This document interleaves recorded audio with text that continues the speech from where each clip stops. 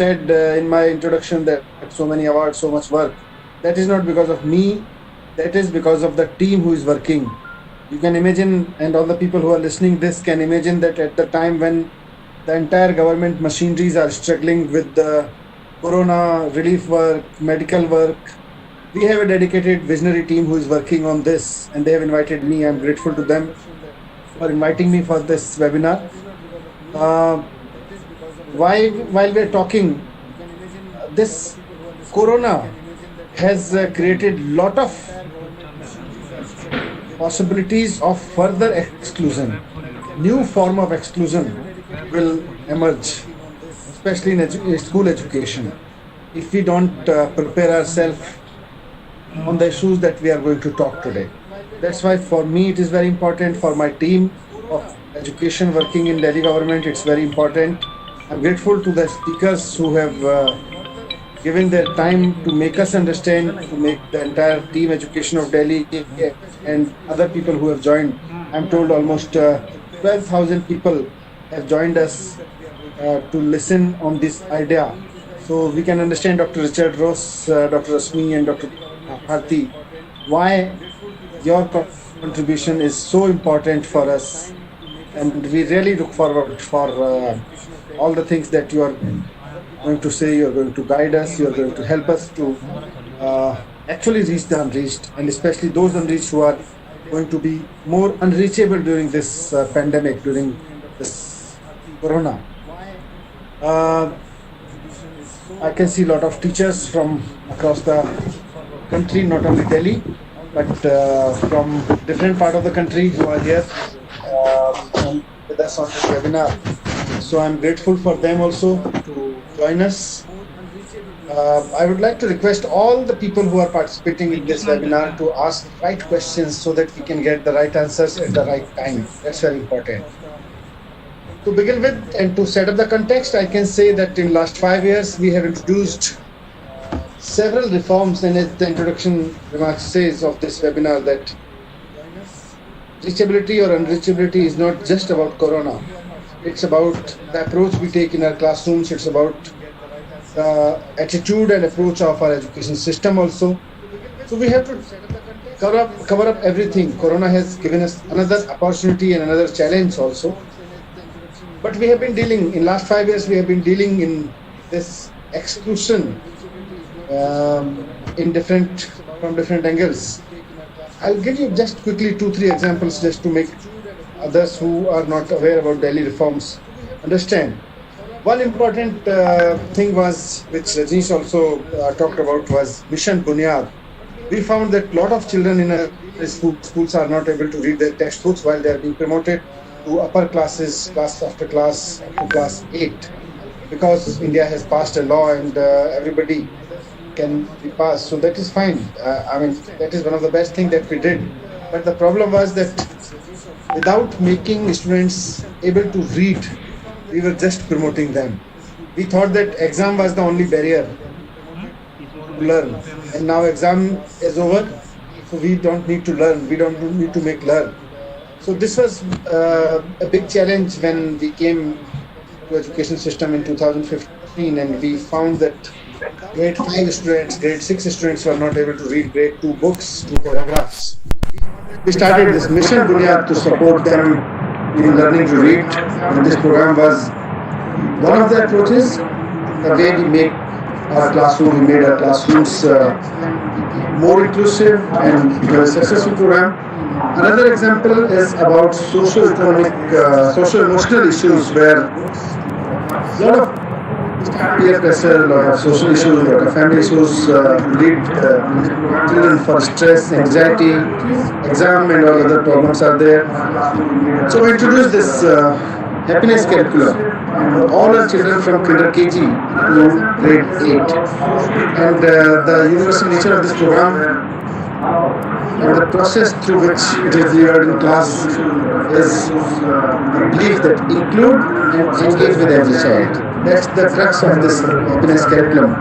Emotionally include them, emotionally engage with them. That is happiness curriculum is delivering for last 2 years. That is another way of making our classrooms and education system more inclusive. Third, and one more important thing, that is third is important. When we came in 2015 to the system, we found that few broad areas like visual, hearing impairment, disability, they were part of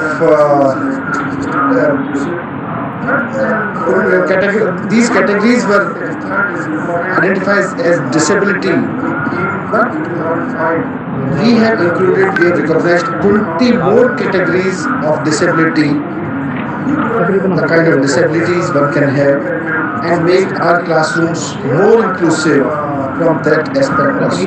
Because many times we overlook these things and we never notice that how one student got excluded, despite the fact that he or she is attending the class daily, he is part of a regular education system, still one feel excluded. So we have included 20 more categories. We have recognized 20 more categories for disability. That is one of the key interventions to make our classrooms more inclusive. These are just examples. Let me admit that we are not under illusion that we have done the needful. We have not. We can't say that we have made our classrooms fully inclusive. We certainly need to learn. We certainly need to do more and understand more from world, what the world is doing, what ground realities are, and needs are, and especially in today's time when COVID is introducing new kind of exclusivity. I'm really afraid with the things that things are moving, schools are locked down, and whatever we claim, whatever we say, but we are more and more depending on digital mediums.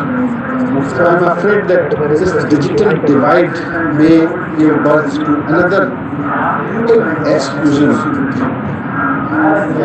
big exclusivity in the education system. So it's important that how to reach the unreached. The disability emerging because of corona conditions, and disability emerging because of disability, because of problems in education system, conventions that have been adopted in education system. All the things need to be reviewed. I'm once again thanking everybody, including SCERT and especially Richard, Bharti, to be a part of it. We really look forward to hear from you and learn more and implement more in our system so that we can be more inclusive. We want to be more inclusive. Thank you very much for listening to me so patiently. Thank you very much. Thank you, sir, for your enlightenment speech. Now, may I please call Mr. Dahar Singh, Dr. Dahar Singh, Academic Head, State Council of Education, Research and Training, Government of NCT of Delhi, India. Over to you, sir.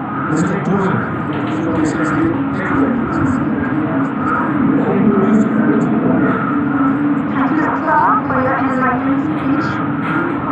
Now, may I please call Mr. Dahar Singh, Dr. Dahar Singh, Academic Head, State Council of Education, Research and Training, Government of NCT of Delhi. Sir, am I audible to you?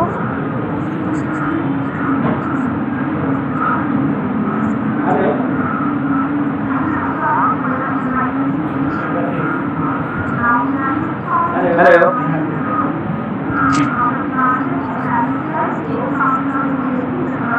Yes, Narsingh, we can hear you now.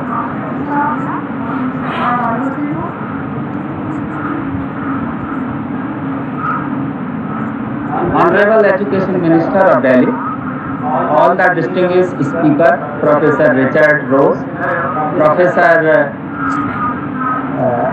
Rashmi Kumar, and Dr. Bharti ji.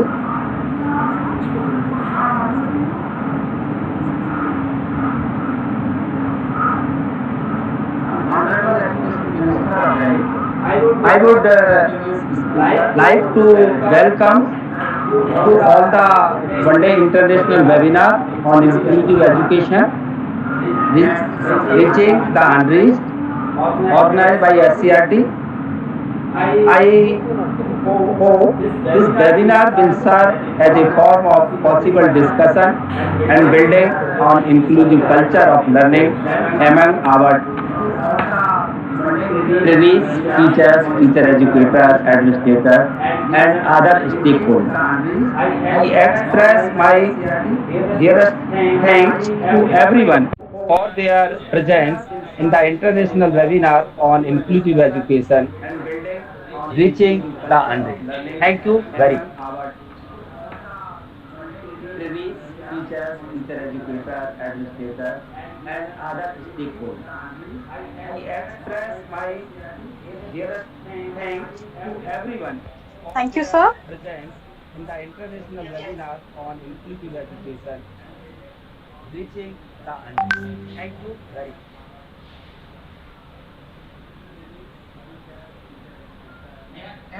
Neha, please carry on. Thank you, sir.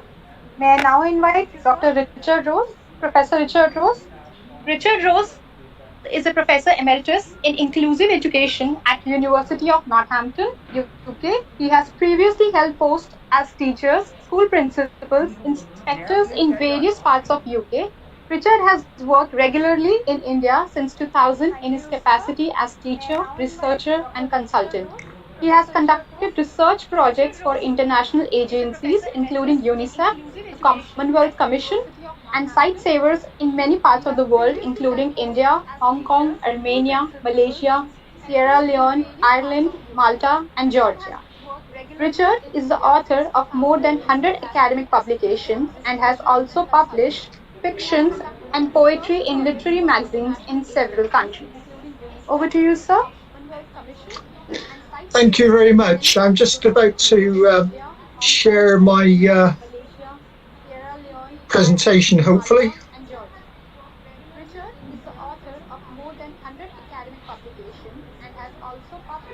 Okay, hopefully that's on the screen now and you can see it. Thank you very much. Okay. Yes, sir. We are able to see. Good, excellent. Okay. So, thank you very much, first of all, for inviting me to speak today. It's a great privilege for me to be part of this assembly today, dealing with what is obviously a very important topic. There are some important things I want to say right from the outset, and that is, having been asked to talk about developments in England, and I'm going to stress England rather than the UK, because the UK also consists of Northern Ireland, Scotland and Wales, and there are some distinct differences in the management of education across those different administrations. So, having been asked to talk about England, I think it's important from the outset to emphasise that the situation in England is very different from many other parts of the world. When we talk about the development of inclusive education and implementing things like the Sustainable Development Goals, education for all, we have to remember that we don't all come from the same starting point. I'm fortunate in living in a country which is economically advantaged, with a long history of education for all children, including those with disabilities, and with a generally well-educated population.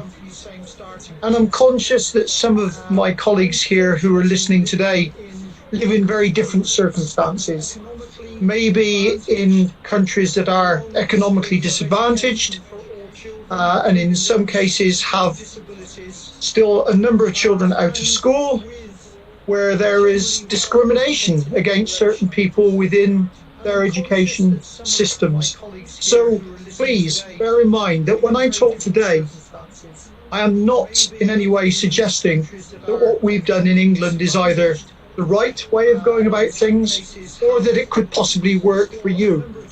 So what I am going to try and do today is a number of things. First of all, I'm going to look at some of the progress that has been made in my country towards a more equitable education system. But I'm also going to do that with some reservations about what we have learned that we could have done better. Professor Rose, I'm sorry I'm interrupting you, but could you please show us full screen mode your presentation? Yeah, sure. Thank you. I'm also going to do that with some reservations. Okay, do you have that now? Yeah, perfect. Okay. Thank you. Okay.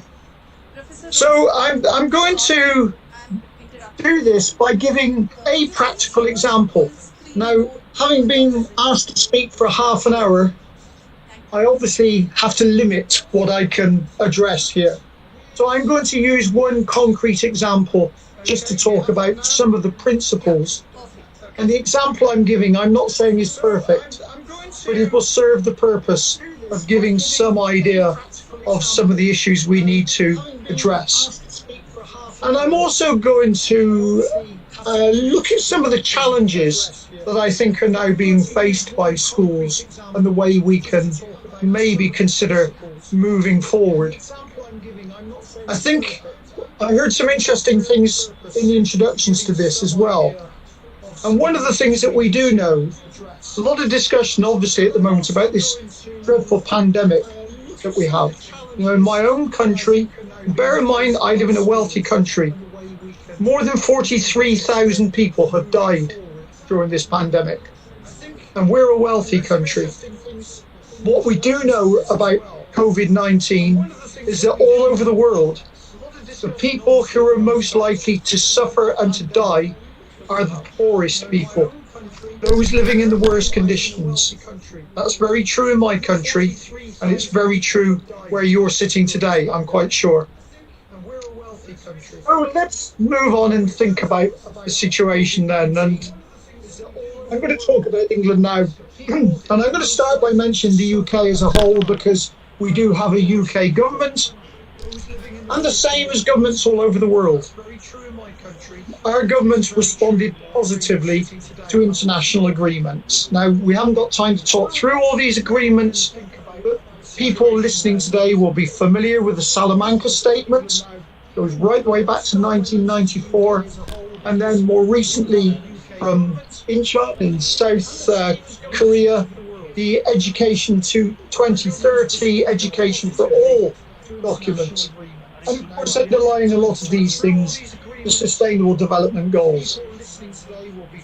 Most of the world's countries have signed up to these agreements. But you know, signing up to an international agreement is pretty meaningless. All it does is it makes the administrations in those countries, the governments, feel quite good about the fact that they've agreed they're going to do something. But actually signing an agreement in itself achieves very, very little. What we do know it is achieved in many countries, and I would include India amongst these, for instance, is it has prompted people to write policy. So in India, we have, for instance, the Right to Free and Compulsory Education Act, a very good act. Obviously not universally welcomed, and it's had difficulties, as we know. It's been through the Supreme Court, and there had to be judgments made over issues like quotas. But it's a step in the right direction. It's an act, along with the Persons with Disabilities Act, which can, if properly implemented, make a difference to a lot of people's lives. But I'm going to make a suggestion here that there's a lot more to do. For instance, in my own country, we've had legislation and policy for a long, long time. Following an inquiry conducted by Lady Mary Warnock in 1978, the Warnock Report, we've had legislation since 1981. In 1981, it was agreed that all children, regardless of their needs or abilities, had the right to be educated alongside their peers. This was taken to mean that all mainstream schools, all schools in this country, would be able to educate all children together. But that has not happened. Our children do attend school, We do not have lots of children who don't attend school. But we still have many, for instance, who attend segregated special schools.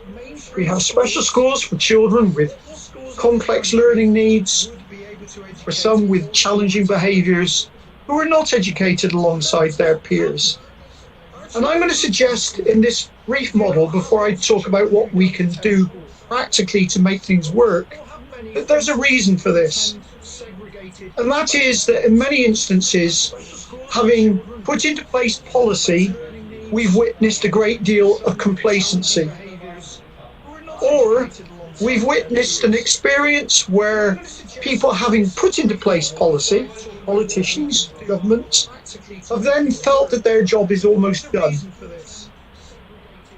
But actually, if we look at this model, please, the model with the blue circles, we can see, if we look at the literature from all around the world, and I've been very fortunate to work in many different countries and to conduct research and study what's happening in many of these countries, we know that there are certain factors that need to be put into place effectively if policy is going to be implemented properly. So I'm just going to mention a few points for each of these circles to give an indication of some of the challenges we have. And I'm going to talk about my own country, but you can measure your own situation against each of these circles. So, for example, we've put into place policies that say teachers will educate children with disabilities, children maybe from different cultural backgrounds, children from different economic status. So in my own country, for instance, where we have a very multicultural country with people from many cultures, where we have children still living in poverty, where we have children for whom English is an additional language, and of course we have children with disabilities. These children are going into our schools, quite rightly. They deserve an education and they deserve a quality education. But in order to provide that, we have to have a professional workforce. We have to have, for instance, teachers who've undergone, sorry, that I seem to skipped on a slide there. I need to go back. Sorry about this. We need to have teachers who are professionally trained. Now, we have a very good system of professional development of teachers in this country, but it's only in recent years that every teacher in initial teacher training has an element of special education within their courses. It's only recently that we've had courses that have insisted that everybody training as a teacher has some understanding of English as an additional language. But of course, we also have teachers who've been in our schools for many years.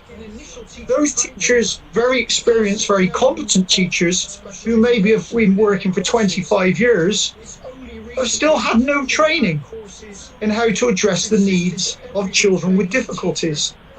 So professional development is so critical. Many teachers have said, you've given us these children to teach. For example, I now have children on the autism spectrum in my classroom. Nobody has told me how to work with these children. Nobody has given me the training I need.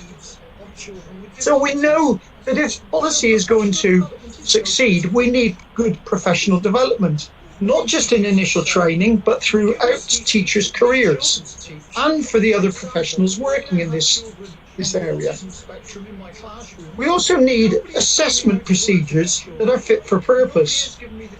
How are children being admitted into school? Children are entering schools often with inadequate assessment of their needs. Children are being given labels which are fairly meaningless. So we have children who are assessed before they enter school, which is labelling these children maybe as having learning difficulties, maybe having behaviour difficulties. But those labels in themselves are not terribly helpful.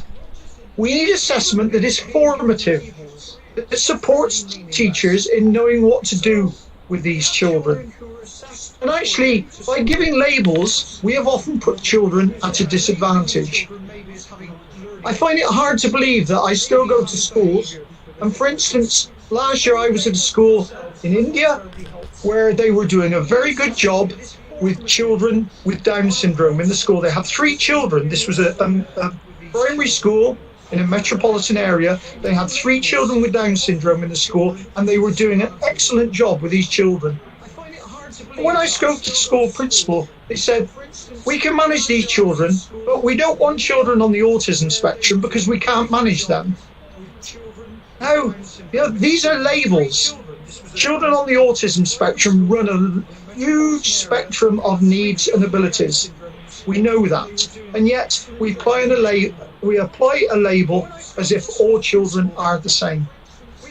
We need to look carefully at our assessment procedures.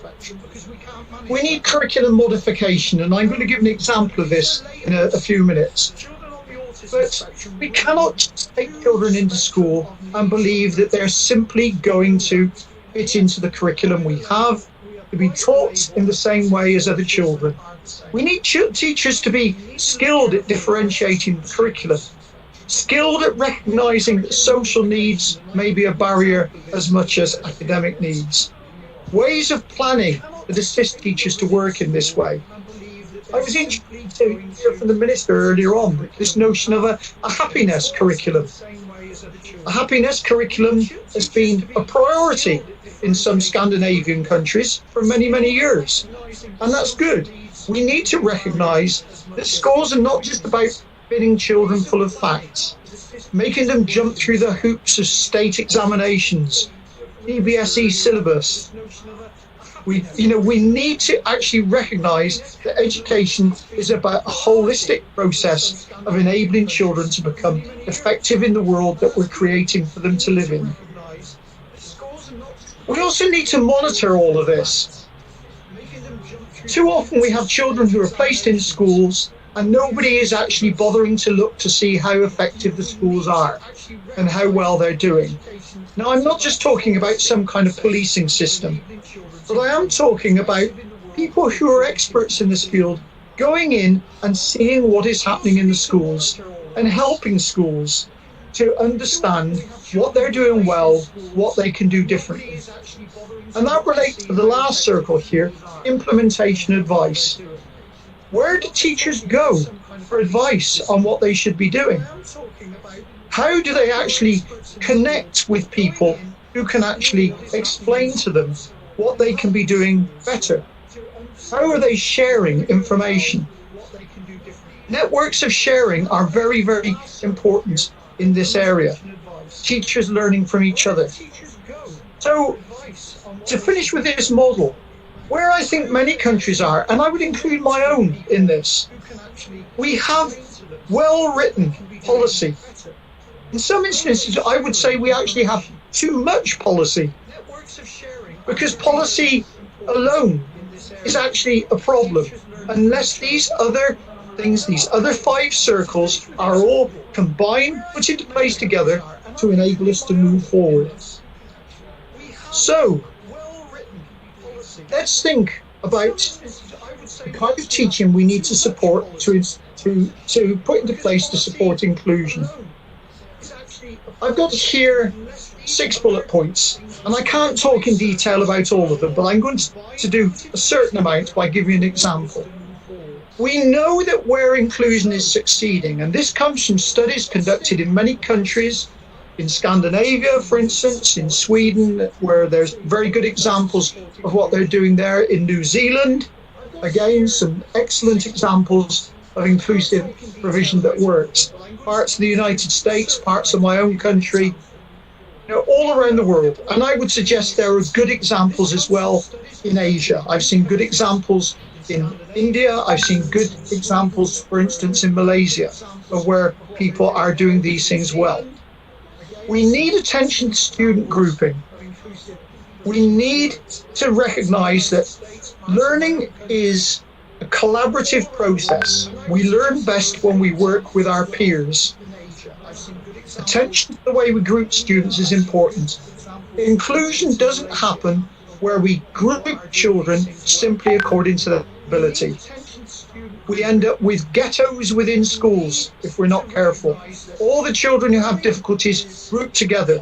That's not a form of inclusion. That's a form of segregation within a mainstream school. We need well-differentiated lesson plans. I'm going to show an example in a minute.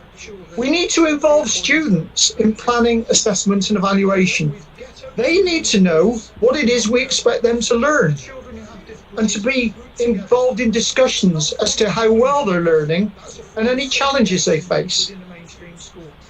We need professionals with high expectations of all learners. I don't want to keep hearing people saying, well, you can't expect this child to learn because he's got Down syndrome.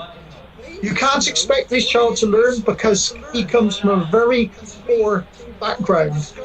You can't expect this child to learn because he's a first-generation learner and his parents are illiterate. All these things I hear regularly. We need to have high expectations. All children can learn. That has to be our first principle. We need to define what that means in terms of targets for the individuals. Not all children need to learn the same things. They don't all need to learn them at the same pace, and they don't all necessarily need the same learning outcomes. And we need to ensure that we do all our work in partnership with parents, families, and other professional agencies. Schools cannot actually do these things on their own. So what I'm going to do on the following 2 slides is try to give you an example. Now, this is a very crude example. Teachers have become very sophisticated in many places in the way they plan. So what I am not doing is saying this is a perfect example, but it's an example from a school here in England that have really thought about how they encompass classrooms that have a good range of children in terms of their diversities of ability and need, and have thought about how they can enable these children to succeed. So I'm going to talk you first through a simple lesson plan. Today we have a science lesson. It's a science lesson from a primary school. And in this classroom there were 28 children. The lesson is a science lesson which is about how materials change. So within our national curriculum, there's an aspect of science that says that children will understand how substances change within the environment. So this teacher has planned a lesson which is about insulation, using ice cubes to demonstrate insulation and how this actually can work to either keep things warm or keep them cold in a practical way with children. And the practical way is important. This is a school that believes children learn by doing, not just learn by watching or learn by being told. It's a science lesson, but it's in a primary school, so they don't have a science laboratory. They have basic equipment. So the equipment for this lesson, identified by the teacher, are all things that are easy to acquire. Ice cubes, jam jars, stopwatches, and some worksheets that the teacher has prepared for the children. And this is what they're going to do in the activity of science. They're simply going to place ice cubes in jam jars in a variety of locations, and they're going to predict the time it will take them to melt completely. So some of them are going to put ice cubes in jam jars in a sunny window. Some are going to place them in a jar in a dark cupboard. Some are going to place them in a jar within their own desk or in a corner of the room. They're placing them in different places, and they're going to predict which will be the quickest to melt and which will be the slowest, and to give approximate times. So they might say, well, I think this one will melt faster. It will melt in 10 minutes. That one will be much, much slower. And they're going to discuss the reasons for their predictions. Why do they think this is so?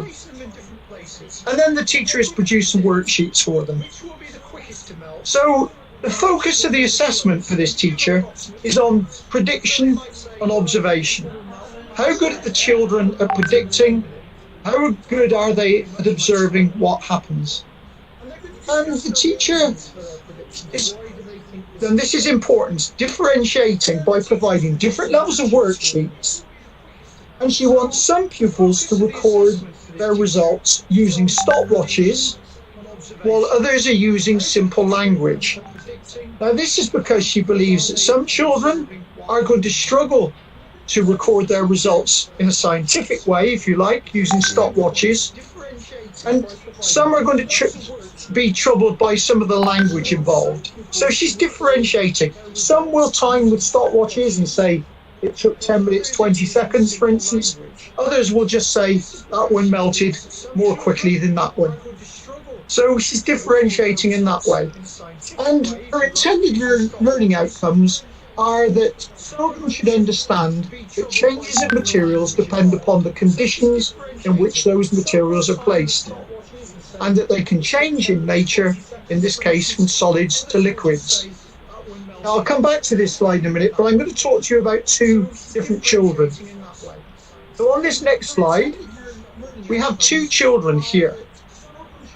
Now, Ralph is a child with a physical disability. Actually, Ralph had cerebral palsy. And if I can describe Ralph to you, he's a wheelchair user and he has very limited use of his hands. He tends to be quite clumsy. He knocks things over quite easily. And he struggles to actually handle materials in an effective way. So this is what the teacher has said about Ralph and what's going to happen with Ralph. Because of his physical difficulty, he's going to need support in the lesson. So she's going to give another child to Ralph to work with him. And she's nominated Sophie. Sophie, who's a very able child with no physical disabilities. All these children are using jam jars, but she's going to provide him with a very large jar, a sweet jar, which would normally hold several kilos of sweets, so that it's easier for him to get his hand in and out and to be able to handle the jar than it would with a small jar. She's going to use a thing called a Dyson mat. Now, for those of you who don't know what a Dyson mat is, it's very, very sticky. If you slap it down on a table and then push something hard on top of it, it becomes much more stable. It doesn't slip. So by putting the jar on the Dyson mat, he's not going to knock it over so easily. She's giving him worksheet on his laptop. Ralph has a laptop with a connected keyboard with large keys so that he can record his results on the laptop, because he can't write. Other children are writing on worksheets, but Ralph can't do that. But note this, the teacher also recognises that Ralph is one of the most able children in the group, and she wants him to make predictions and record his results accurately. So he's using a stopwatch to record his results.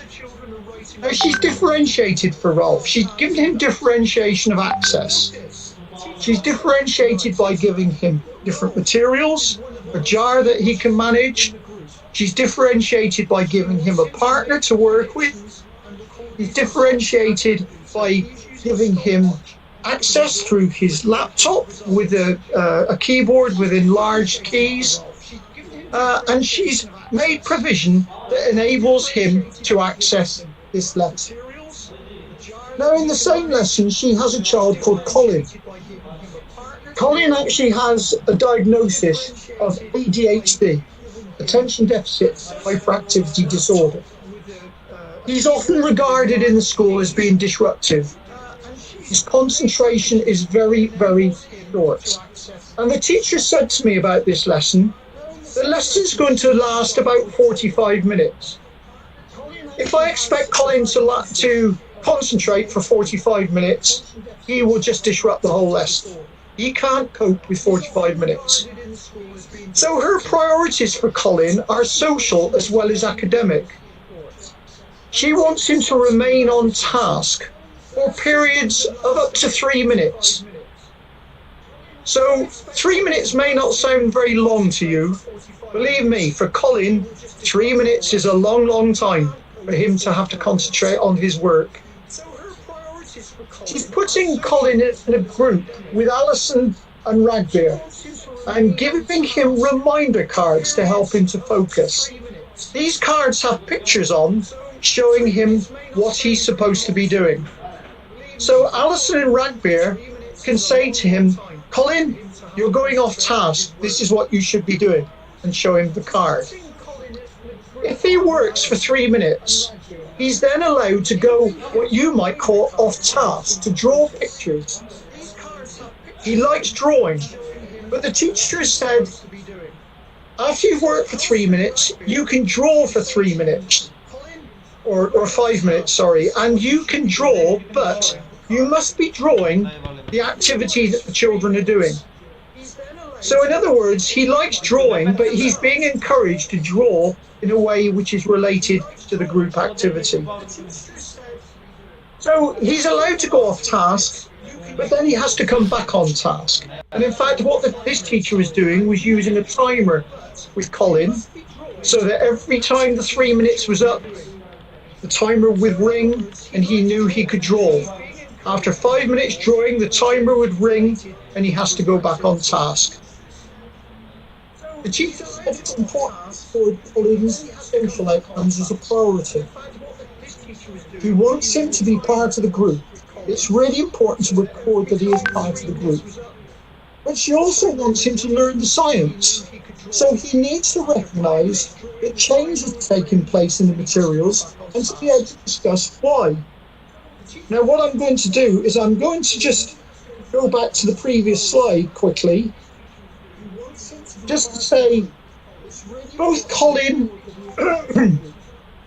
both of these pupils, excuse me, are able to access this lesson.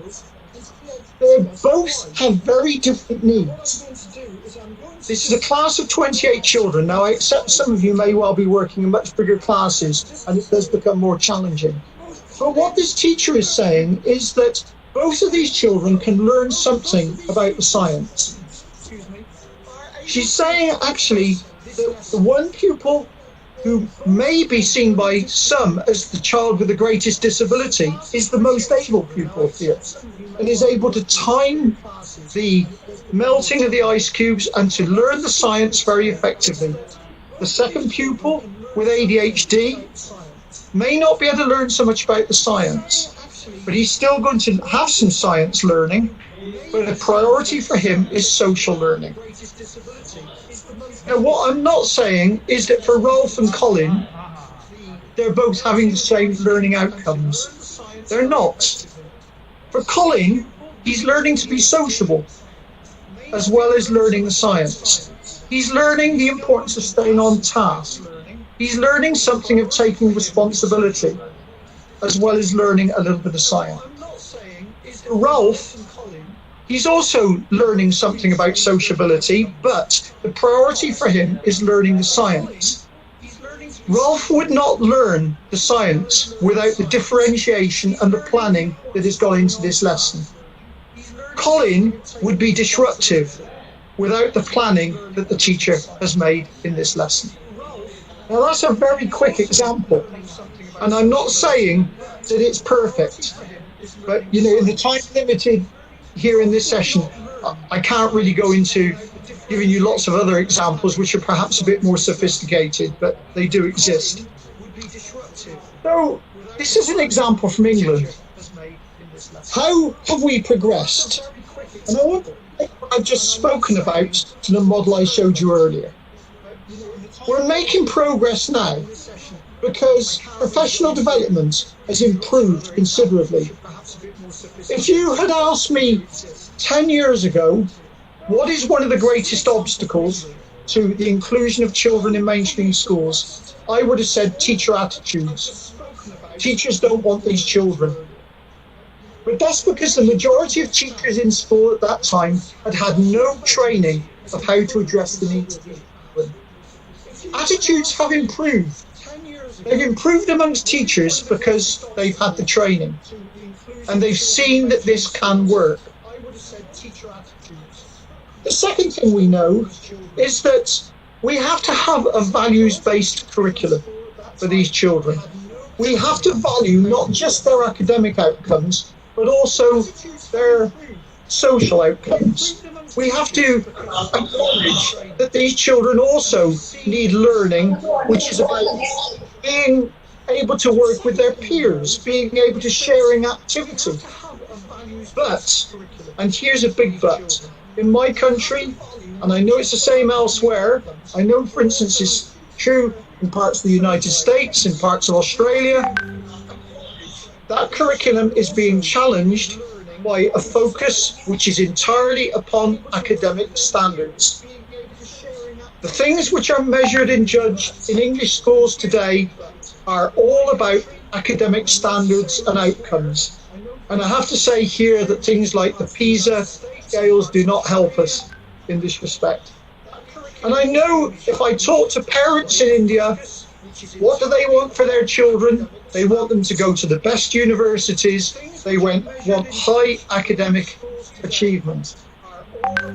We need to keep instilling this message that education is not just about academic outcomes, because we're now getting a backlash to inclusion in my country, because that is the focus of everybody within education.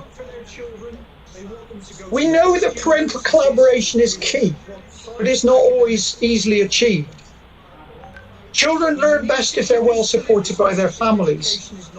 But we also witness now tensions between those parents who are beginning to say, I don't want my child in a school alongside children who have disabilities, children who come from other cultural backgrounds, children who are making demands upon the teacher.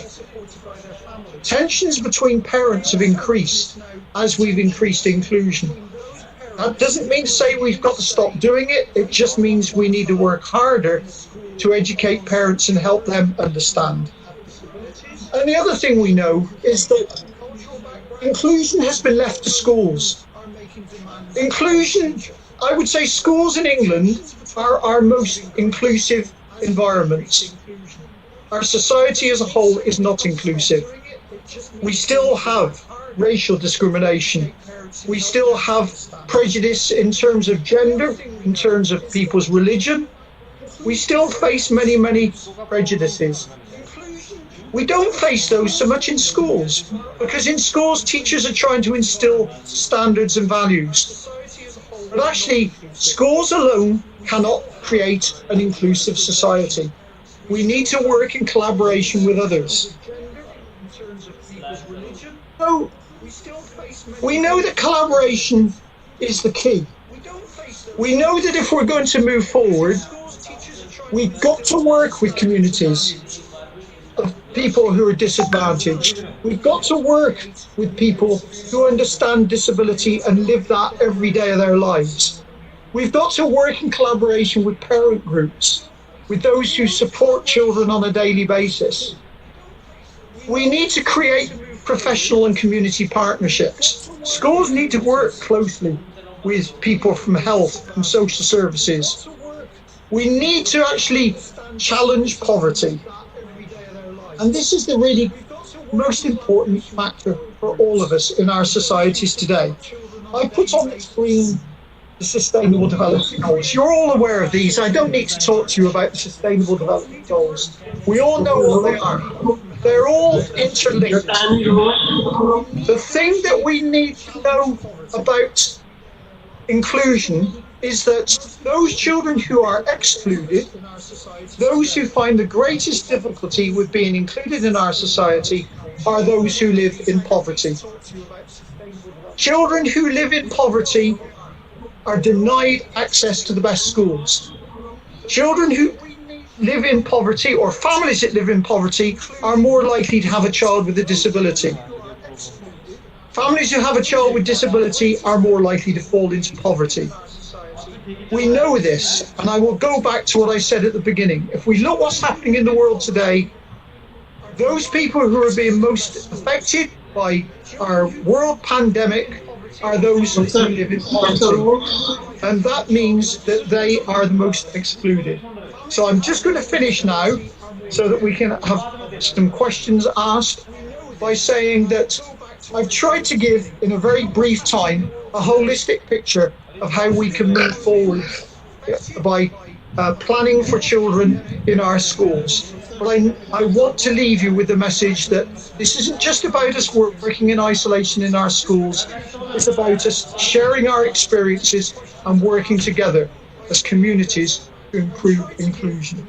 So I leave you with a few references and my contact details, and I will finish my presentation there. Thank you very much for listening. Thank you, Dr. Rose. You're welcome. And very intelligent, prepared, and presented the PowerPoint presentation along with relevant examples you have quoted. And you have also mentioned the comparison what is going on in other countries also. So, like you mentioned in your PowerPoint presentation,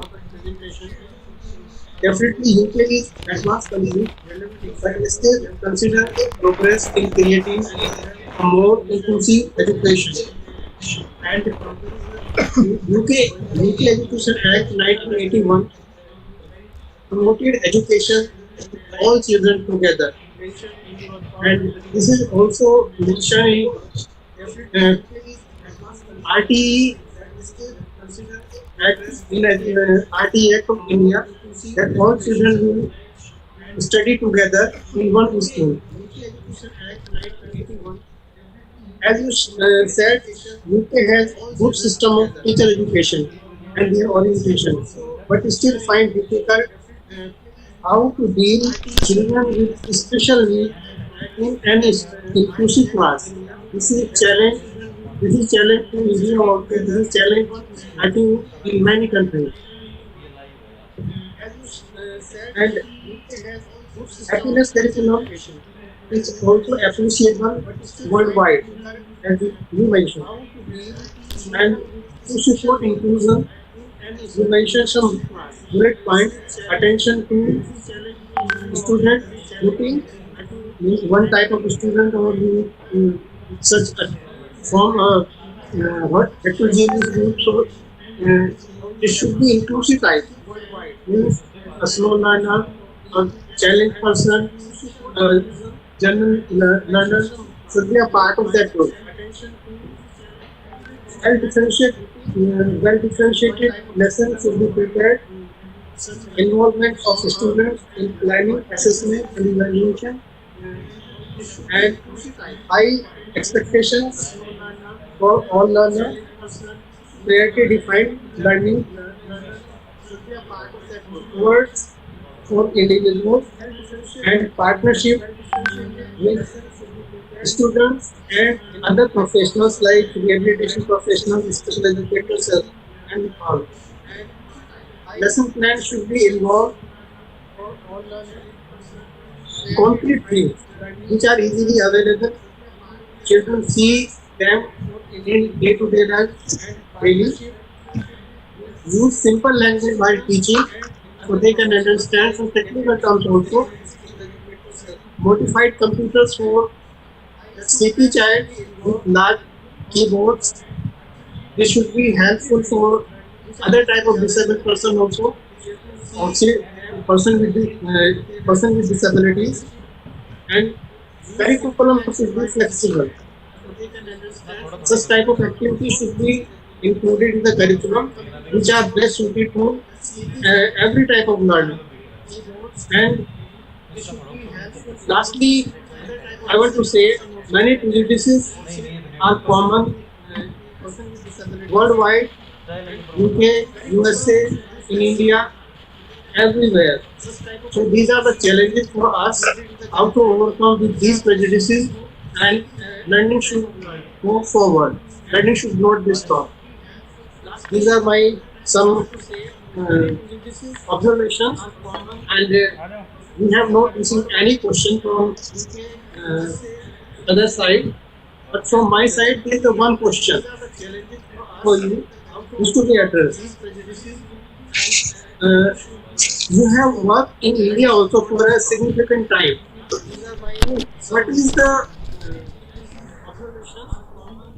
gap or what you have seen that in inclusive education should be done in an effective way?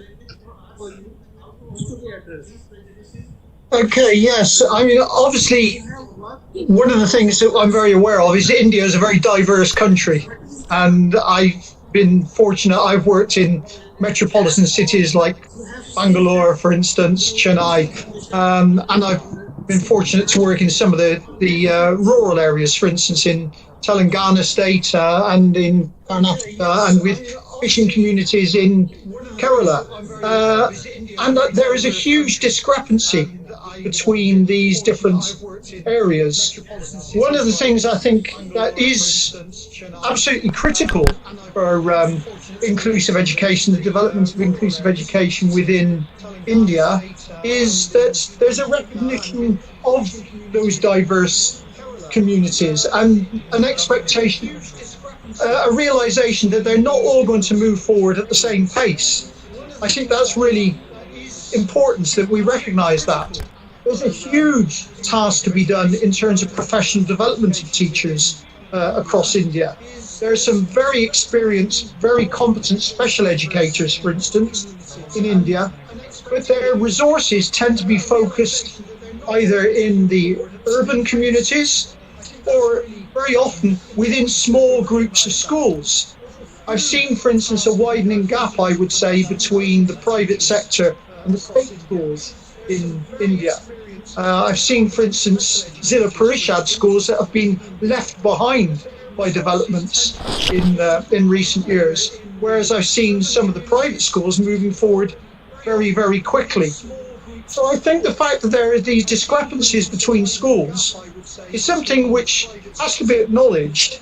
And I think access to training and professional development is particularly important for levelling those schools up. I think, for instance, I've been fortunate in 20 years, I've been visiting India usually 3 times a year. I've run courses all over the place, in Delhi, Kolkata, Hyderabad, and the teachers who have access to good quality training are those in the private schools, those that can afford the training. We need to make sure that that training filters down to those in the poorest schools as well. And that means sometimes having trainers who are competent in local languages and have a good understanding of the cultural challenges being faced in those schools. Because whatever anybody tells me, I know for a fact that there is a huge variation in resourcing of schools in India, with some very wealthy schools, as wealthy as I've seen anywhere in Europe, and some very, very poor schools. So we've got to make sure that that gap between the very affluent and the very poor doesn't get wider. We need to close that gap if we're actually going to have a truly inclusive society. And inclusive education isn't just about schools, it is about changing society for the better. So, that's where I see the priorities at the moment. We've got to make sure that that gap between the very affluent and the very poor doesn't get wider. We need to close that gap if we're actually going to have a truly inclusive society. And inclusive education isn't just about schools, it is about changing society for the better. So, that's where I see the priorities at the moment. I can't hear anybody speaking. I don't know if anybody's trying to ask a question. Anybody want to ask questions? Hello. Professor Rose? Hello, yes? There's a question for you. You said our society, our schools have very good inclusive environment, but our society has a lot of discrimination. Hello? Yes, I can hear you. Why in the school product as a society member is not effective in social inclusive parameter? What are the reasons why the society has not been so effective in inclusive parameters?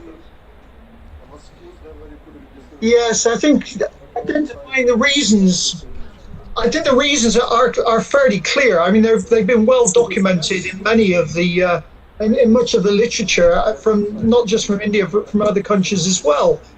I think The first reason why there's been such slow progress is that in terms of the social economic structures of countries like India, the opportunities are invested in a particular proportion of the population. And India is greatly different from other countries in this. There's a huge population in India of people who are struggling to make a decent living. And those people are becoming even further disadvantaged because we now live, for instance, in a technological digital age. It's interesting that I've done several of these webinars recently, and the people who can access this webinar, of course, are those who've got access to digital technology, to broadband, to laptop computers, and are able to actually engage in this kind of discussion. Those people who don't have that technology are being left behind. They're being further distanced from those of us who live in this modern technological world. We've got used to working like this for a long time, and under the current pandemic, we're doing it more and more. So I think we have to start by having a real willingness on the part, not just of politicians, but on the part of people within our communities as a whole, to engage and to actually say that we have a responsibility for each other, as well as a responsibility just for our own small section of our community. So I think, when I talk about things like training teachers, we don't just need to train teachers how to teach, we need to train them to understand the impacts that they can have on the social fabric of society, that we have a moral responsibility to encourage people to live in a much more inclusive way than we do at the moment. I would suggest to you that that's what the Sustainable Development Goals identified for us, but we need to actually start practicing what we preach in things like those documents. Okay, thanks a lot. Thank you. Encourage people to live in a much more inclusive way than we do at the moment. I would suggest to you that that's what the Sustainable Development Goals identified. I would like to take this opportunity to thank Professor Rose for very insightful session. Now I request SCERT to Dr. Powell to kindly introduce Dr. Rashmi Kumar. Please. Dr. Rashmi Kumar. Hello? Yes, you are audible. Yes, you are audible. Go on. Dr. Rashmi Kumar, Associate Director of Office of Learning Resource and Specialist in STEM Learning, University of Pennsylvania, Philadelphia. Mr. Kumar works at the University of Pennsylvania, globally renowned Ivy League University in Philadelphia, US. In the current position, Kumar develops active mode of learning and technology-driven learning programs for students in STEM fields. Kumar works in undergraduate and graduate students enrolled in STEM courses for professional degree across a large urban campus. Previously, Dr. Kumar worked as a school teacher for several years, first in Delhi, India, and then later in the US. Using a wide experience of working with school-age children, Kumar conducts professional development for teachers in early childhood programs in middle and high schools.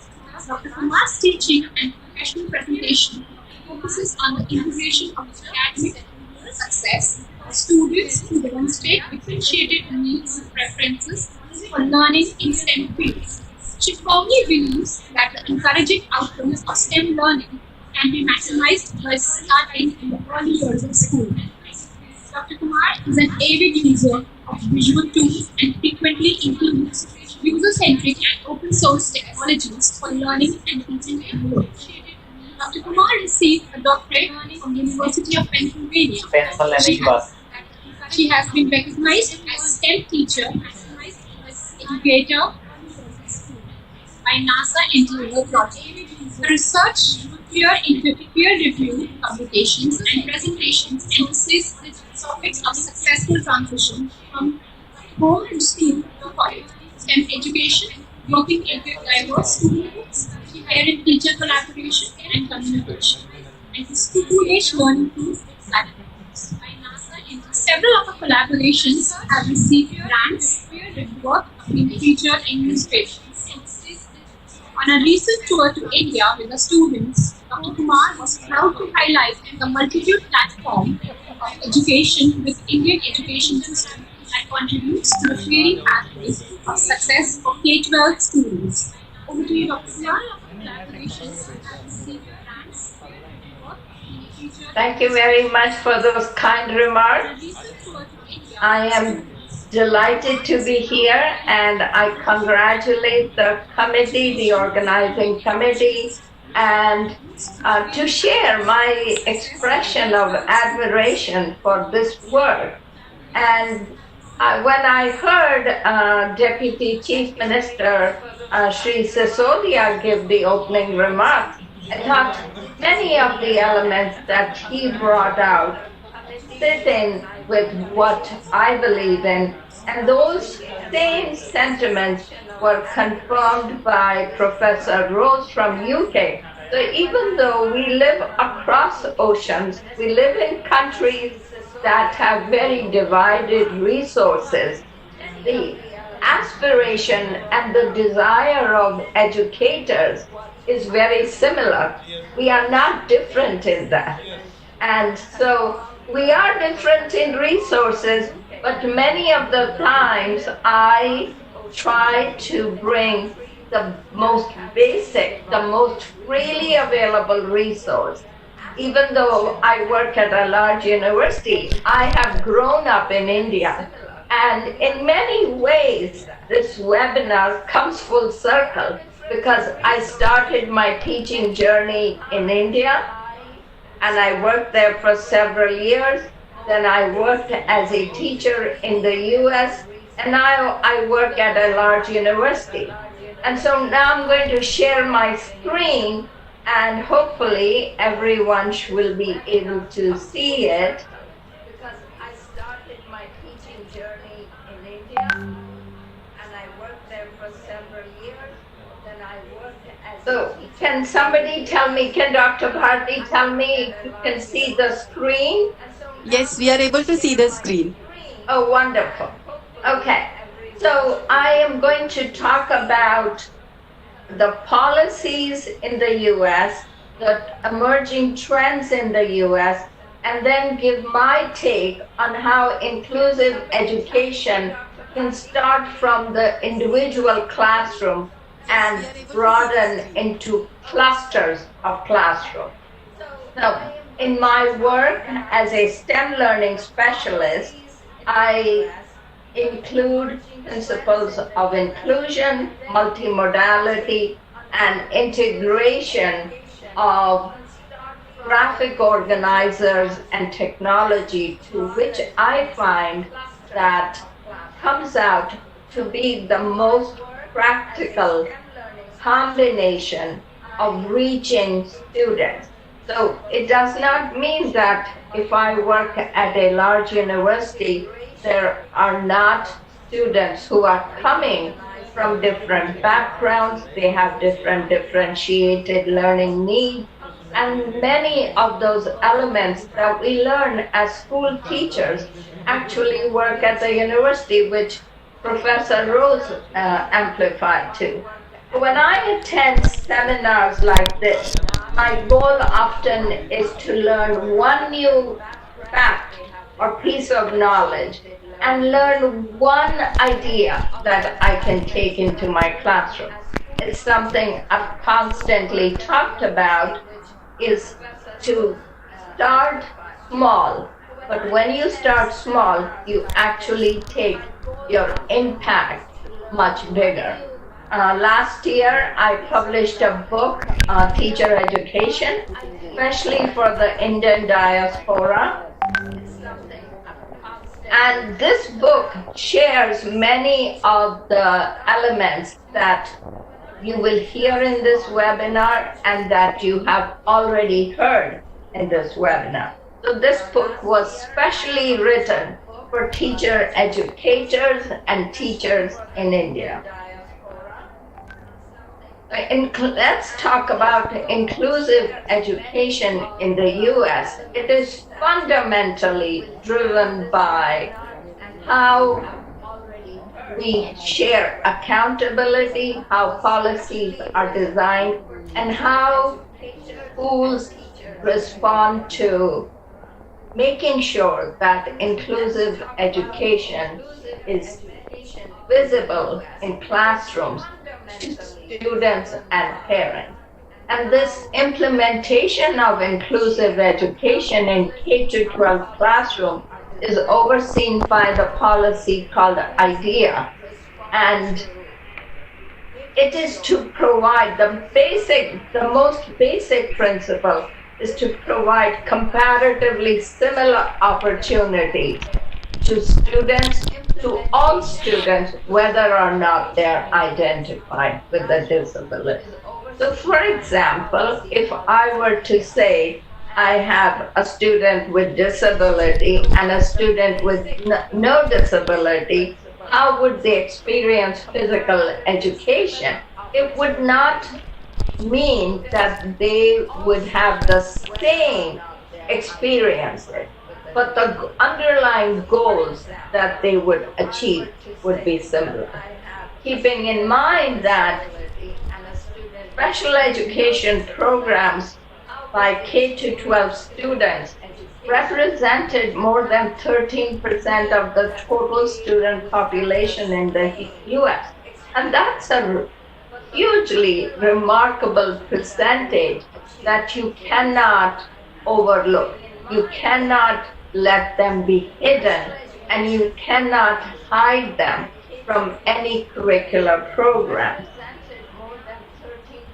The law comes from many, many decades, 1975. It has been revised many times, but the implications have been the same.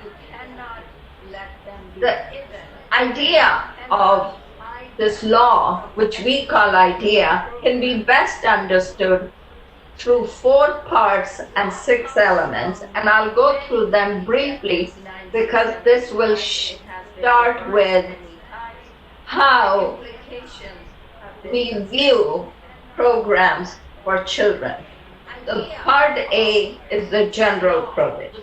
Part B covers the education of all children with disabilities, ages 3 to 21. Part C is a more recent aspect, where we are seeing when newborns come to us, what kind of physical disability, what kind of visual disability, what kind of audio disability. And that part C provides wraparound information, support for the child and the family. And these are the 6 elements that this vocabulary that I have highlighted in red and underlined is key to understanding how the inclusive laws work in the US. The first one is every child is entitled to a free and appropriate public education.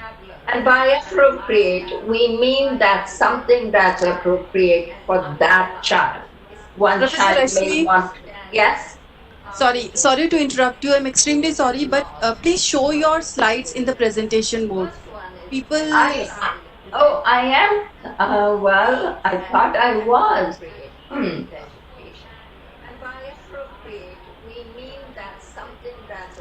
Can you see it now? Is this better?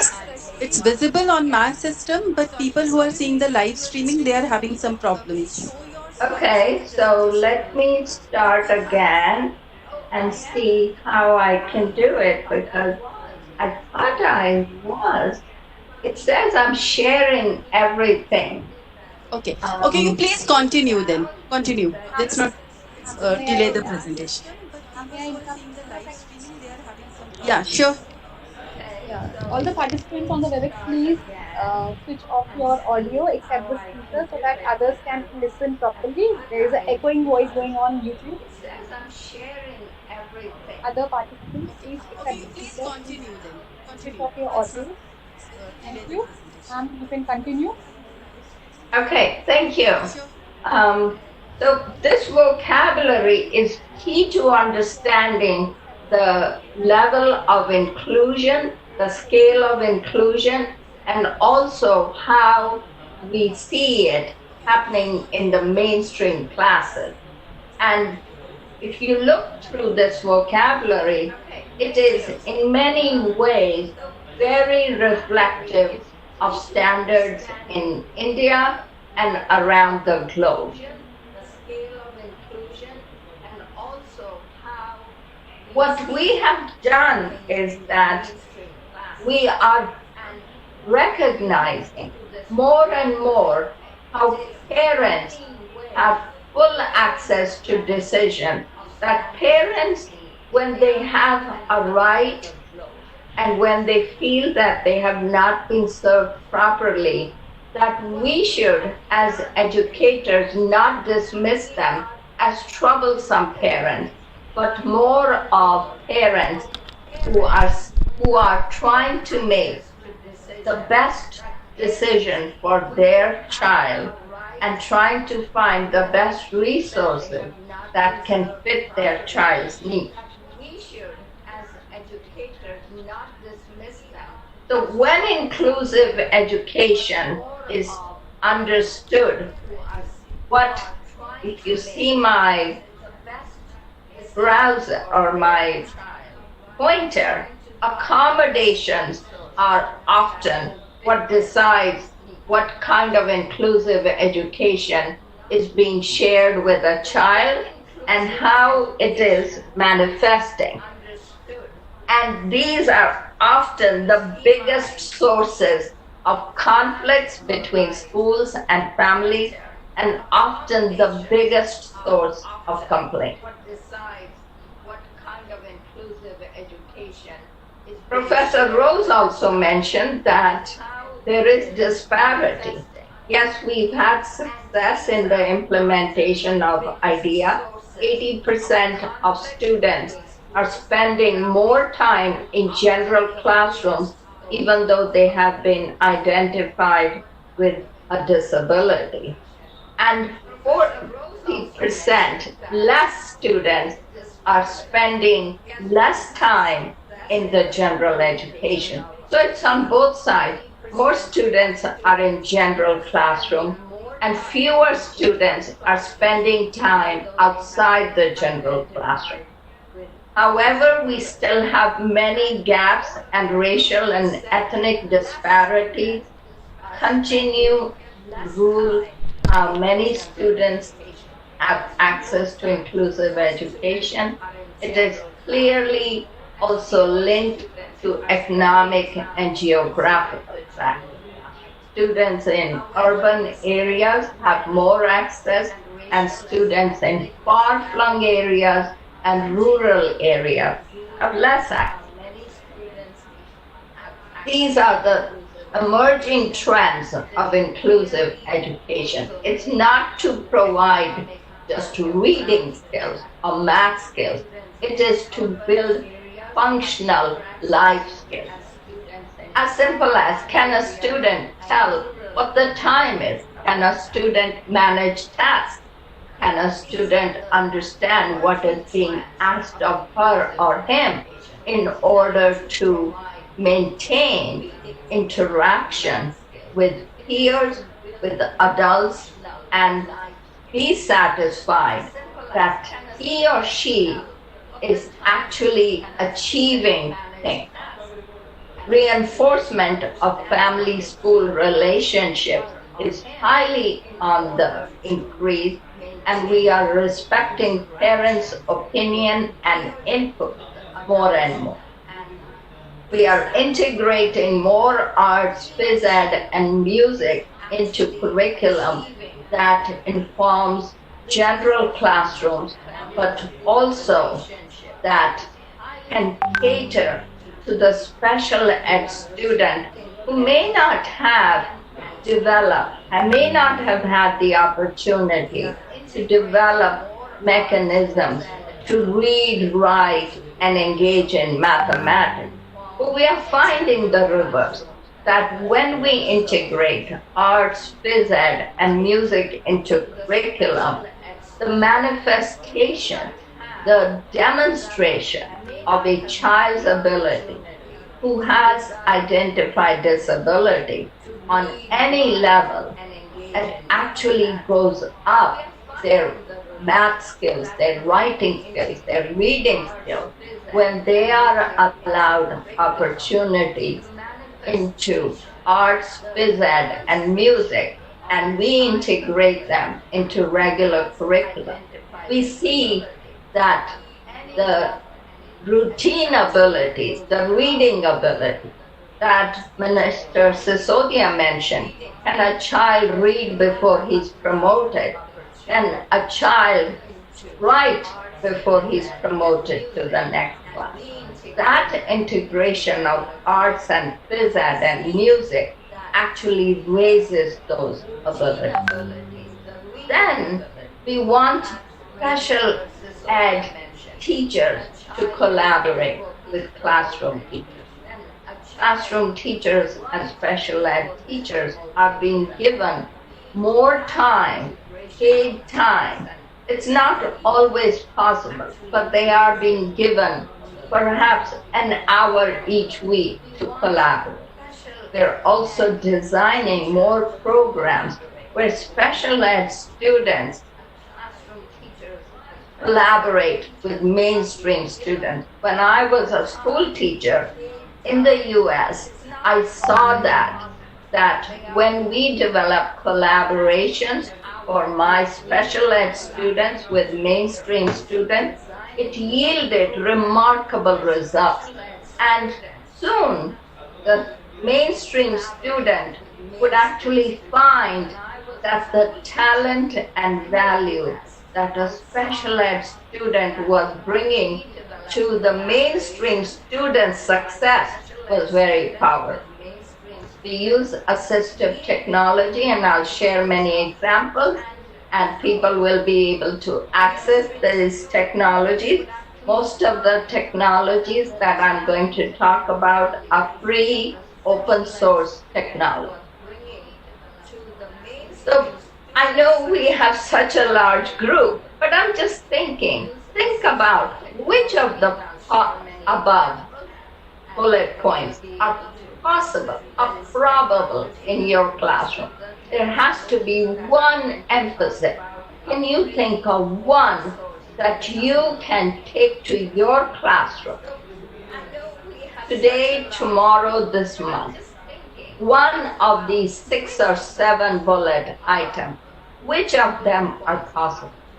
Think of one that you can design as a collaboration between your colleagues in the school, your colleagues outside the school. Do think about it and write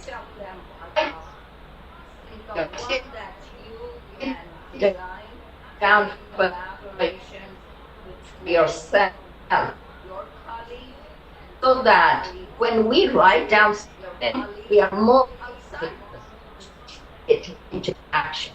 But I also want to recognize that not everything is practical for every classroom. Think of which ones are not practical for your classroom or your school, and is there any aspect of them that you can change to make them practical?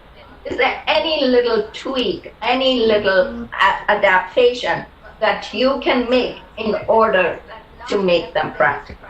So now let's move on to understanding the value of family-school relationship. It cannot be understated that parents and teachers need to see themselves on one side of the fence. The one goal that when parents used to struggle or would have conflicts, I would say, my goal is the same as your goal. My goal is to make your child successful. I want you to see the success of your child, but I can do it best when you are with me, when we work together. You can challenge a decision, but if you can see what I am trying to do, how I'm trying to use my experiences and knowledge to enable your child to become successful, that to me will be the best of collaboration. Assistive technology, which I mentioned, it can be very simple. It can be a piece of paper. It can be high-tech or low-tech. Even though it includes the word technology, it does not mean that it is related to a computer or a tablet or a smartphone. It can be of various ranges. When we say assistive technology, the basic goal is that it helps people who have difficulty in speaking, typing, writing, note-taking, following directions, staying on task.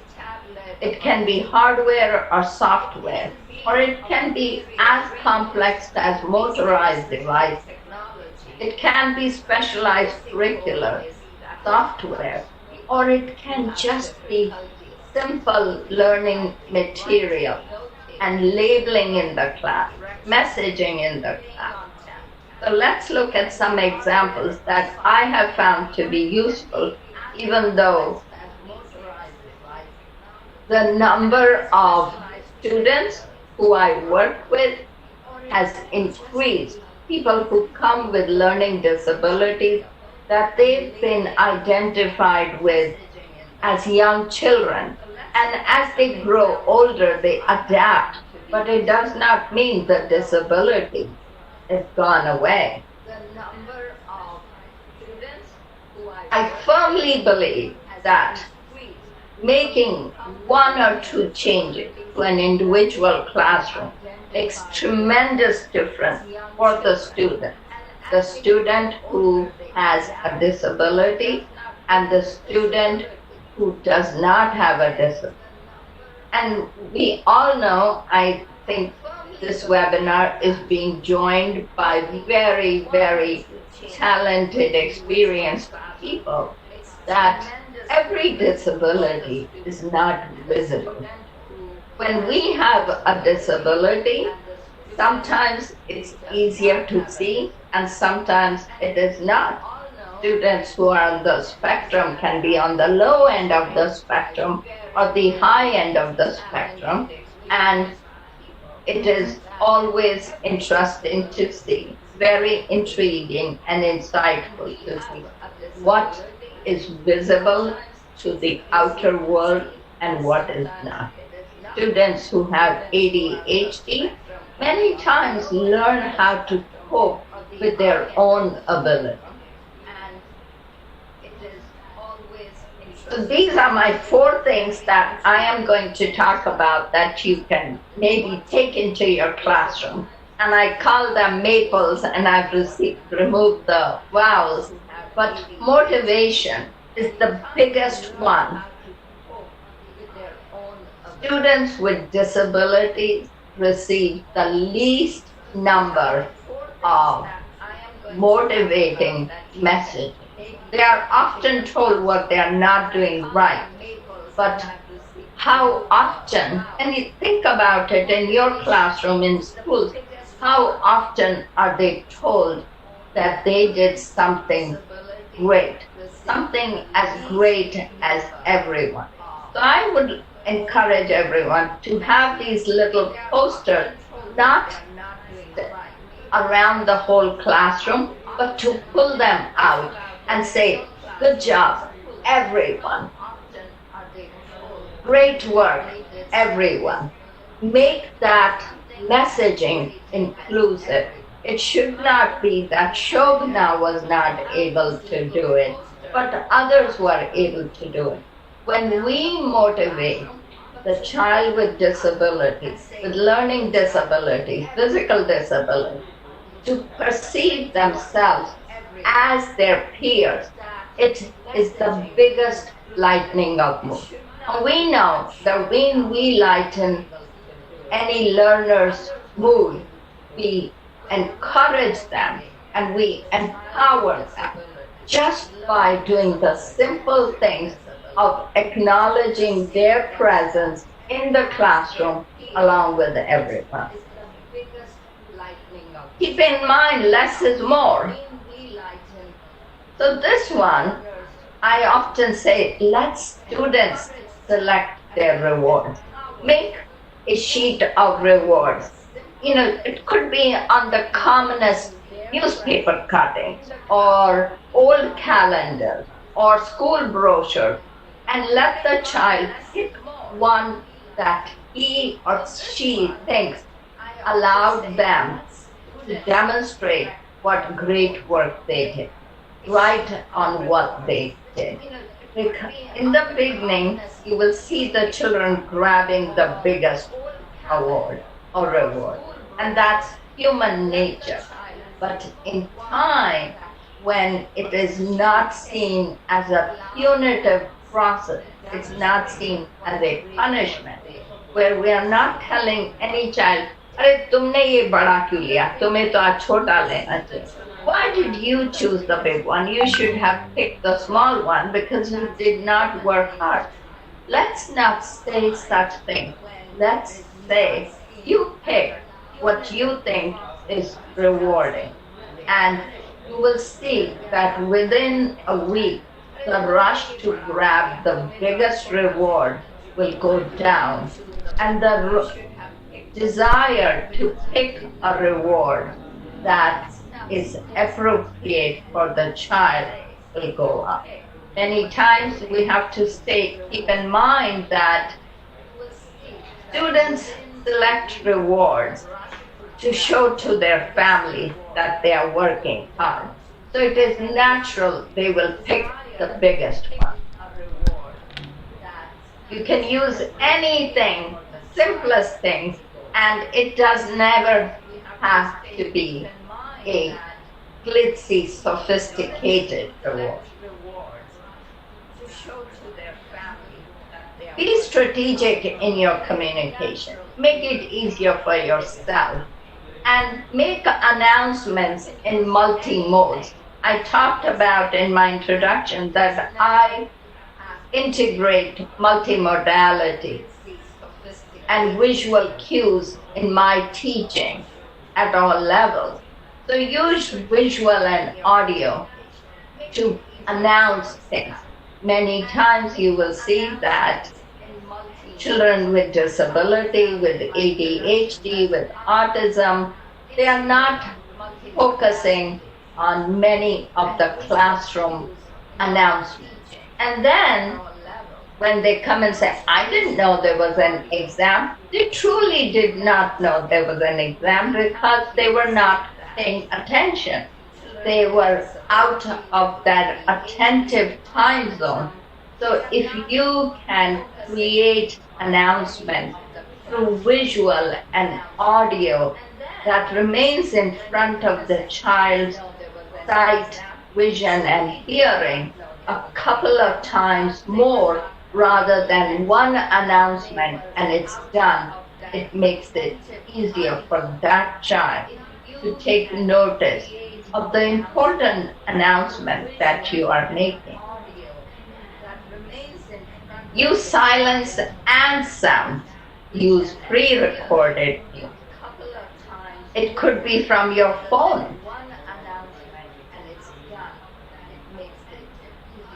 Use signals to quiet down, to start working, to take out books or put away. And you can practice with the students to understand which signal means what. I often do a little training session in my classrooms where I'll say, "What does this signal mean? What does this mean? What does this mean? What does this mean?" I don't use more than 3 or 4 signals. I keep it simple, but those signals allow the student to understand what time it is to do what. And if they are on task, if they can stay on task like everyone else, they will be better engaged, more empowered, more confident, more resilient, that they are also learning. Use lights on and off to help students recognize daily routines. Lights on, time to work. Lights off, maybe it's time for reset. Maybe it's quiet time to do individual work. So those things that you have in the classroom with a bit of training, you could make it a game in the beginning to train the students to understand what signals mean, what is the action item for them, and that you can even repeat once a week on Mondays for 5 minutes to put the training, to put the idea firmly in the student's mind.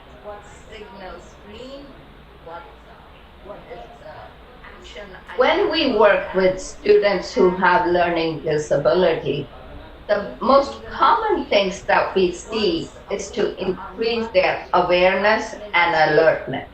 And we can increase their awareness and alertness by showing them how they can become accountable for their actions, for the completion of their actions, for self-planning of their actions.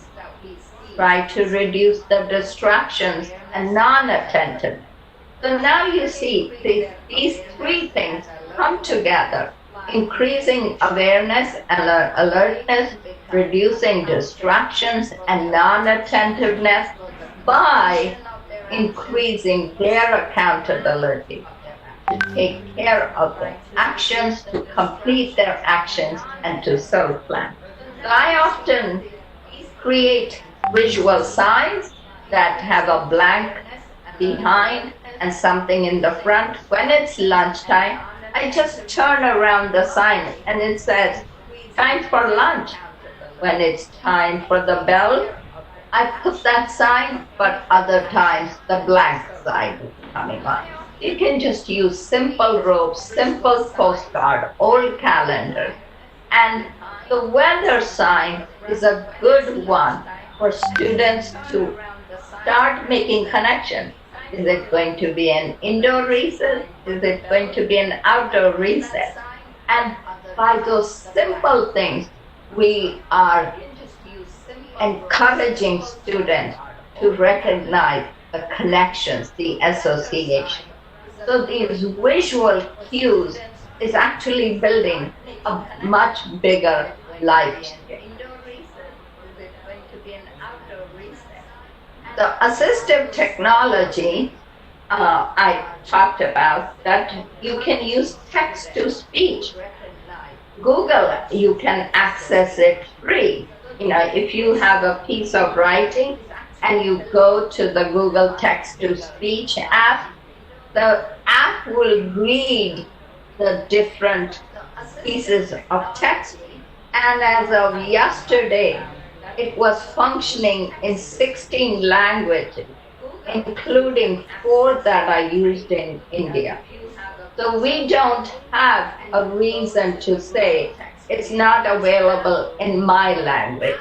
Out of those 4 languages, I would think that every child can access one language with fluency.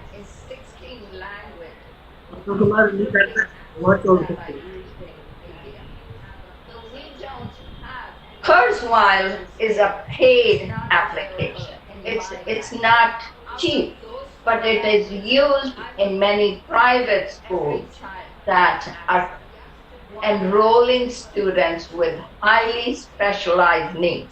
But you can give it a try and sign up for a free trial, and you can compare the differences. I think Google's text-to-speech can do almost everything Kurzweil can do. One is free, one is paid. LAM, the language acquisition through motor planning, is an expensive equipment. It is used for students who have high levels of neurological deficiency. And many times with students who have physical impairment that are of the high level. So again, LAMP, I would say, go to the website, learn more about it, and it will show you how different things can be adapted in your classroom.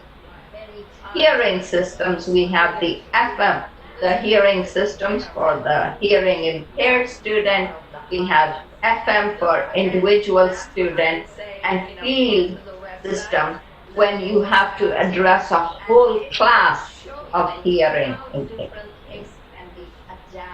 These technologies, these assistive technologies, have shown that they are powerful, that they cross the threshold, they reduce the barrier for many students, especially the Google text-to-speech. And I'm not trying to endorse Google in any way, but I see my students constantly being surprised how quickly the app can be taught to read text. You can speed it, you can fast forward it, and it's remarkable. My biggest tech unit that I use is creating graphic organizers. So you see the one that's on the top, the middle one, you can see that I can create graphic organizers by hand on any piece of paper on the blackboard, and they yield amazing results in increasing student accountability. And I can create them with the student. I can give it to the student to do it as a small project. I have two learning apps that I like a lot. They are available in the paid version and the free version. So I am a very frugal person by nature. I always start with the free version, and I often find that the free version is enough for things that I want to. So you can look at Evernote for creating templates, for creating calendars, and Padlet is a more recent app that creates visual signs and combines them into quizzes. So again, look at the website and see which one you like. You don't have to start using all. In fact, don't start using more than one at a time, because if you use too many at a time, you won't know what impact, what was the net gain of using one. So start small, start simple, start using one. That way you can constantly assess what you're finding difficult, what your students are finding easy, and what is the net benefit.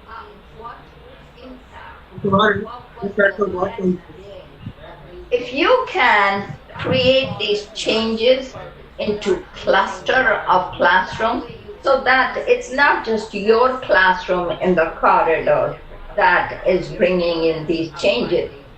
2 to 4 classrooms, if they adopt these changes together, it yields big impact. Because then it's not just this man, this teacher has this way of doing things. It's this team. Team has a big emotional aspect for colleagues, for students, for parents, for administration. Why, I'm going to leave you with a question, why do you think a cluster, changes for a cluster of classroom makes more difference than the individual classroom? Constantly keep things fresh and focused, plan, research your ideas, assess impact, and then modify And this aspect, the modification, should be at the level of small teams or individual teachers. When you make modifications for a whole school, those take a lot of planning, policy approval.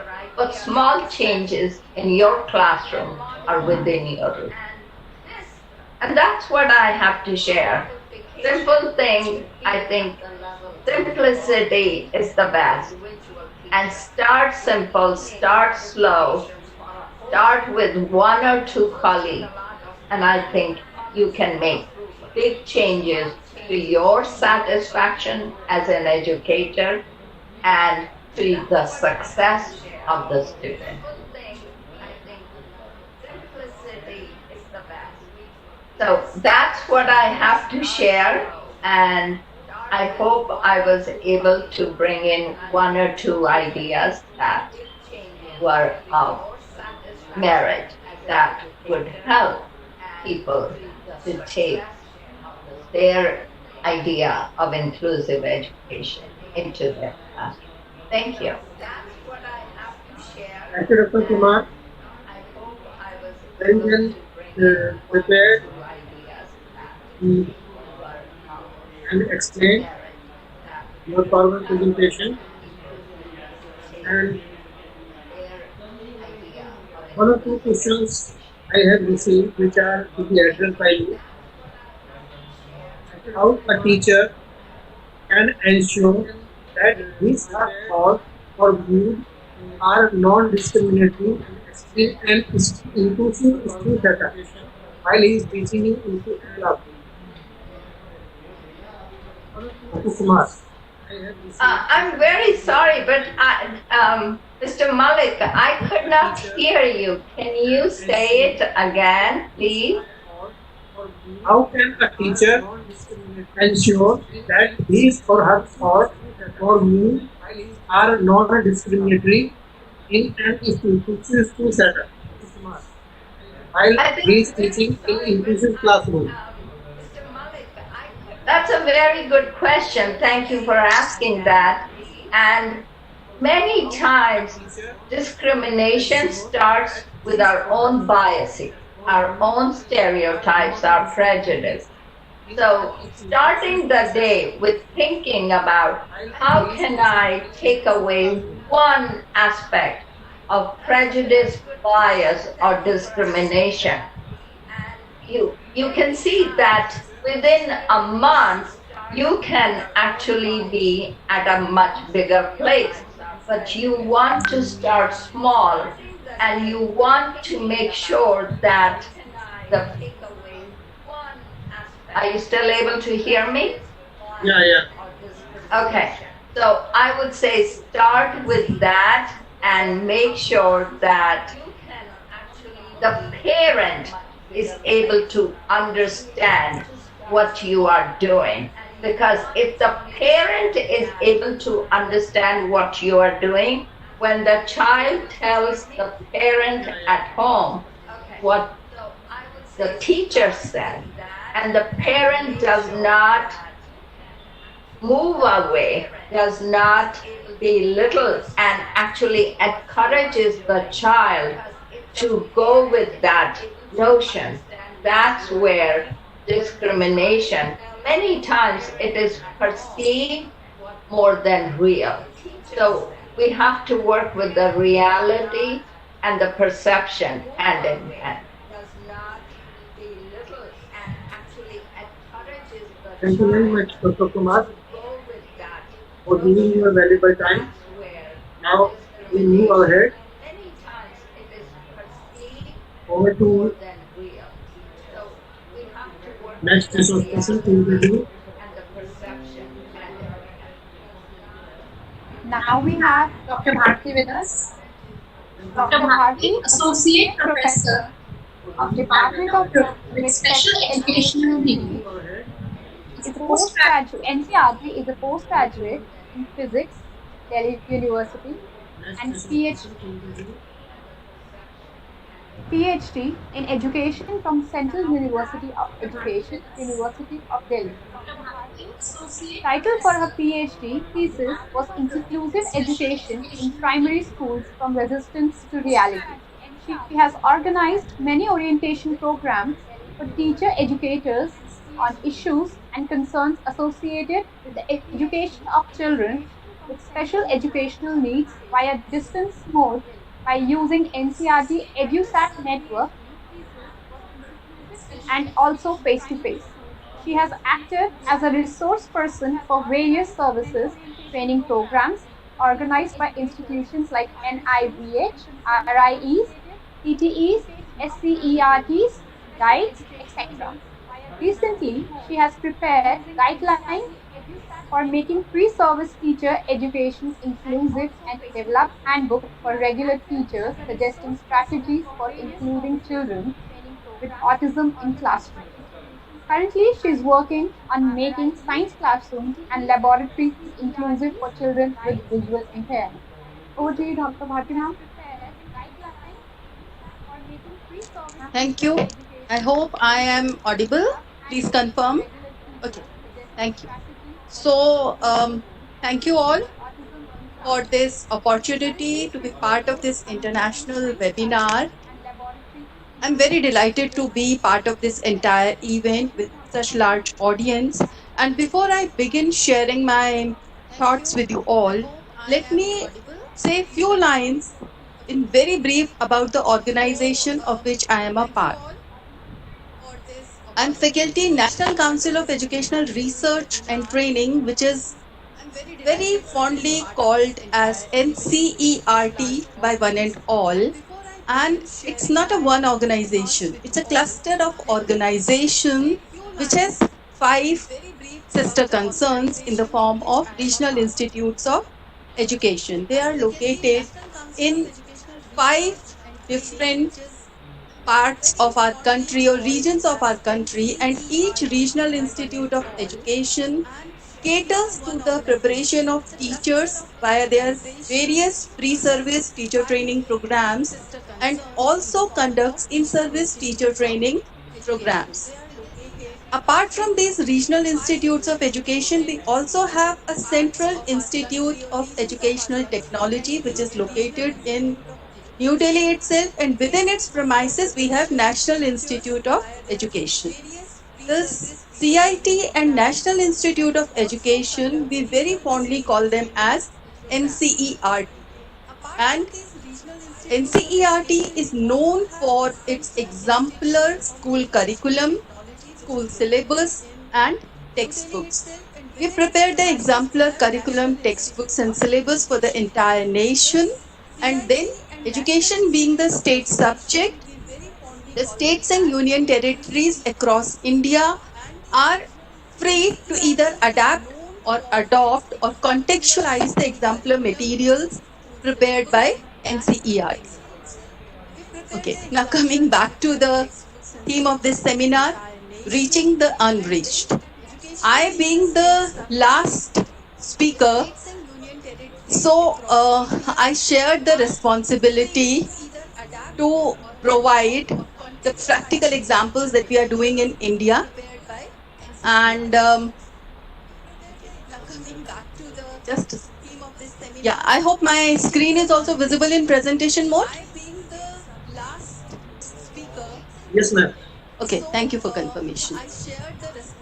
Now, reaching the unreached. My previous speakers have done my task a little easier, have made my task a little easier, because starting with Mr. Manish Sisodia ji, our Honorable Deputy CM and Education Minister, he has talked about 21 disability conditions. India has very recently come out with Right of Persons with Disabilities Act 2016, wherein the number of disability conditions recognized by India has increased from 7 to 21. And many of these conditions are visible in nature and some are invisible in nature. When I'm saying visible in nature, that means they are easy to identify that yes, this child may have some problem due to disability or facing some challenge due to some disability. And the invisible disability conditions are those which are difficult to identify in the absence of an expert or a person sensitive or aware about the challenges associated with that disability condition. So this task, since Mr. Sisodia has already talked about it, so my task has become a little easier because I'll be talking about the initiative, how to identify, how to not identify, just screen children with disabilities in the school, because schools is our first point of contact when we go to the field for collection of data. So this very first thing is a screening tool which NCERT has attempted to develop. And when we go to the school, we often talk to teachers, regular teachers who may or may not have any background in disability. So when these teachers do not have any background in disability and we go to them and talk about, do you have this child with this particular disability in your classroom? We often get the answers which may not be authentic, because these teachers, they might be hearing the name of the disability for the first time from us only. So how can we expect them to know about the nitty-gritties of the disabilities, and on top of it, whether a child with that particular disability is present in their classroom or not? But since we have to collect the data for maybe for upcoming assessment camp in the district or block, so we always approach regular teachers for the list of children with disabilities. To make the life easier, the NCERT through this screening tool has attempted to list some behavioral manifestations across all 21 disability and disease conditions, which if given to a regular teacher, they are able to at least tentatively see whether these behaviors are exhibited by students in their own classroom or not. And if they are, then they fill this part 1 of the screening tool, which on the slide you are seeing as tier 1.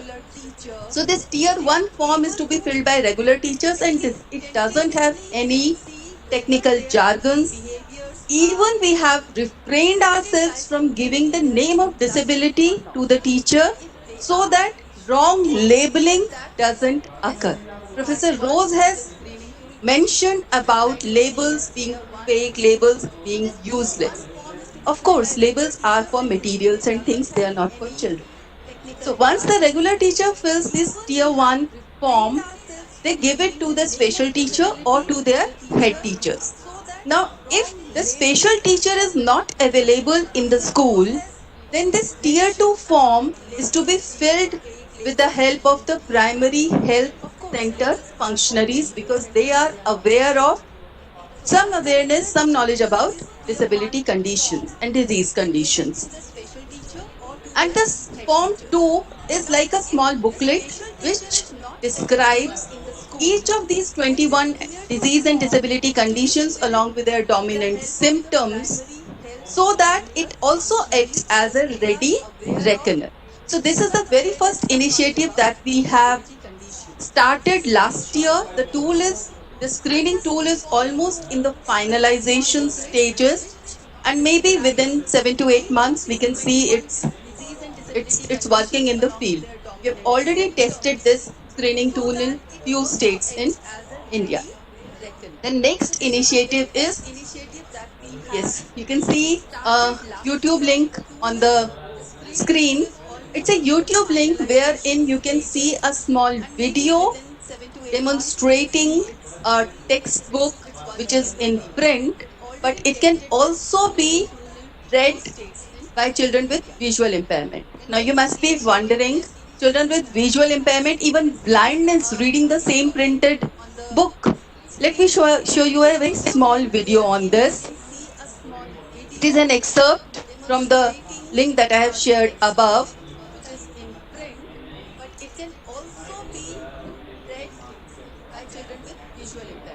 Now you must be wondering, children with visual impairment, even blindness. Since we have international audience, so I have muted the voice of the video, but on the screen you can see the printed text, which I'm flipping over the pages of the textbook, and you can see the dots, red dots there. The color may not be visible. These dots are tactile, and you can see the print.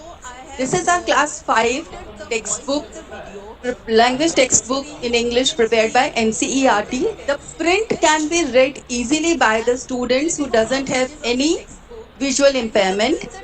And with the help of these tactile red dots, now you can see a device in my hand in the video. This device is very light and it can easily slip into the students' geometry boxes and the bag, and it is quite sturdy. I'm about to switch on this device. It gives you a welcome message, and then you can see on the top right corner a small circle. That circle is the place where I have to energize this device by placing it there. See, I've just placed it there in the video, and it gives a welcome message again and announces the name of the book.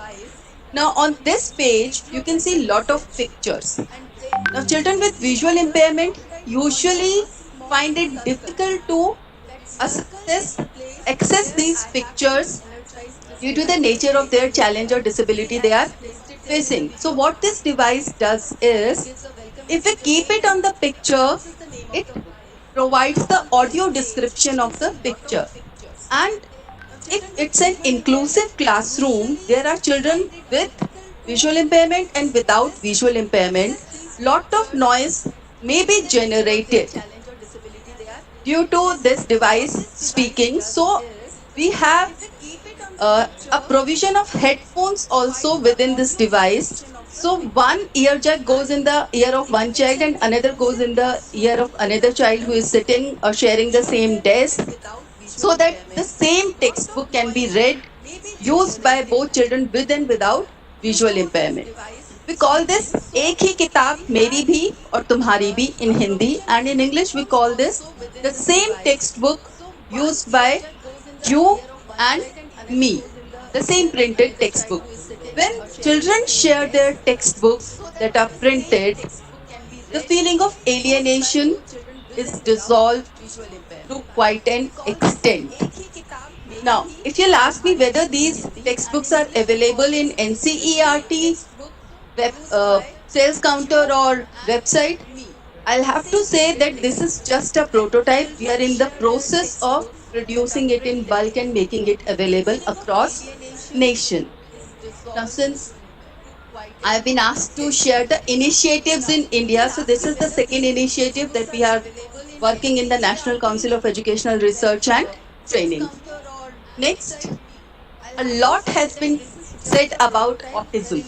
Autism is one of the invisible disability condition, and our teachers often struggle to enhance the participation of children with autism in their own classrooms.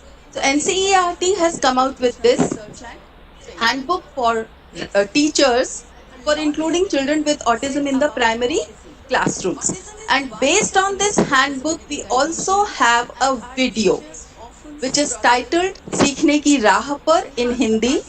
It has English subtitles and the link is given on the screen, and it is available on the NCERT's official YouTube channel.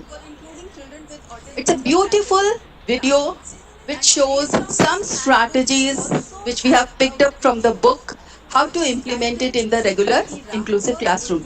In the picture here, can you identify the child with autism? Try doing that and then you can share your observations in the chat box. It's a beautiful video which shows talking about textbooks, talking about reading material. NCERT doesn't only restrict itself to production of textbooks. We have a lot of supplementary reading material and readers for children. One of this is Barkha. Barkha, as many of you might be aware of, it's a collection of 40 booklets divided into 4 levels. Each level has a set of 10 booklets.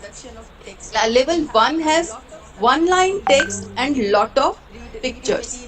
Level 2 has two line text and a little smaller picture. Similarly, level 3 and level 4. And the themes are also taken from the child's life, like games, like sweets or eatables, or like animals and birds they see around them, or the games they play. It's a contextual reader, more suitable for children who are in India. So this UDL series, why we call it? Because it has print as well as braille on the same page. And apart from having braille and print on the same page, it also have a word window which helps children in getting to know the difficult words, in understanding the difficult words in the text. And this Barkha is also available in the digital format. In the digital format, it is very interactive. And I have seen children really enjoying, the children like who might be having challenges of autism and children facing challenges due to ADHD, when they were given an exposure to digital format of Barkha, they were mesmerized, as they were able to change the font, they were able to change the background color also. So the entire control was with the children. Both in printed and digital version, since we have seen due to many disability conditions, children find it difficult to sense the direction, that from which point they have to start and from which point they have to end. So we have given colored dots here for children to understand that this is their beginning point and this is their end point. Now we all are aware that at red light we have to stop. So red dot is for stopping, and at green light we start moving. So the green dot denotes the point at which they have to start. So these are, here I have shown only the 8 books, and here are further few books from the Barkha series. All this is available at these links. Once you go to our NCERT website, you will have an external link to CIT, or you can directly go to the CIT website. The digital version of Barkha UDL also has introduction in the sign language, and these are available for use by the masses, and you can instantly download and start using it. Okay, now we have not stopped here only.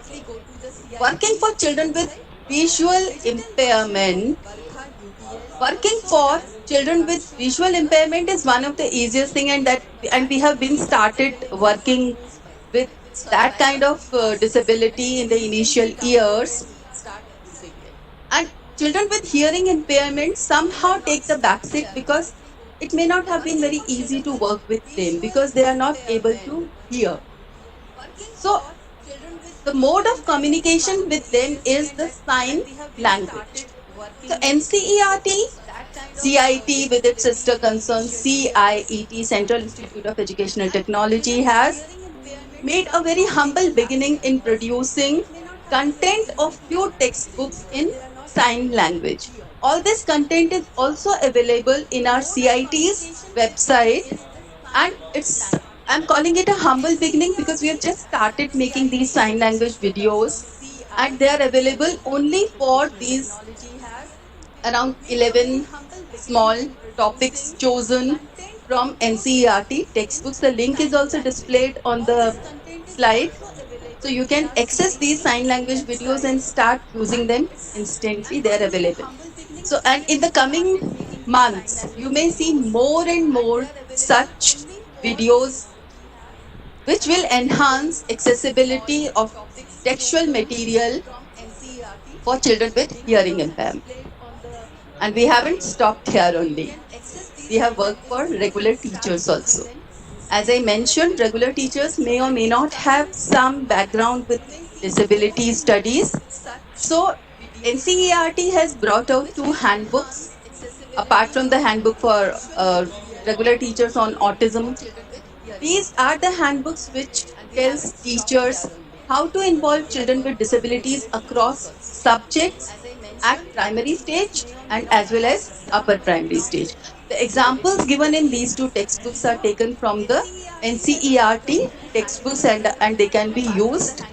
They are very simple to use because we are not suggesting anything new. We are simply giving suggestions for small modifications here and there. Say, for example, if rest of the class is coloring a parrot green, then a child with visual impairment is maybe asked to ribbon the holes around the picture of the parrot. So these kind of small suggestions are um, given in plenty in these two handbooks. One is for primary stage and other is for upper primary stage.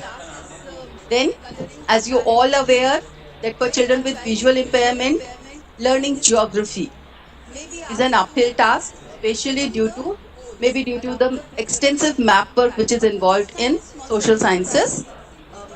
So, the department that we have in NCERT, which is working for making social sciences more accessible, has come out with a tactile map book, and it has 25 maps and diagrams, and its bulk production is also under process. Its trial in the field is always done. And another attempt or initiative, you may say, is for making the textbooks available in audio format. The audio format is spatially not, it's like not reading the text and recording it. It's a little more.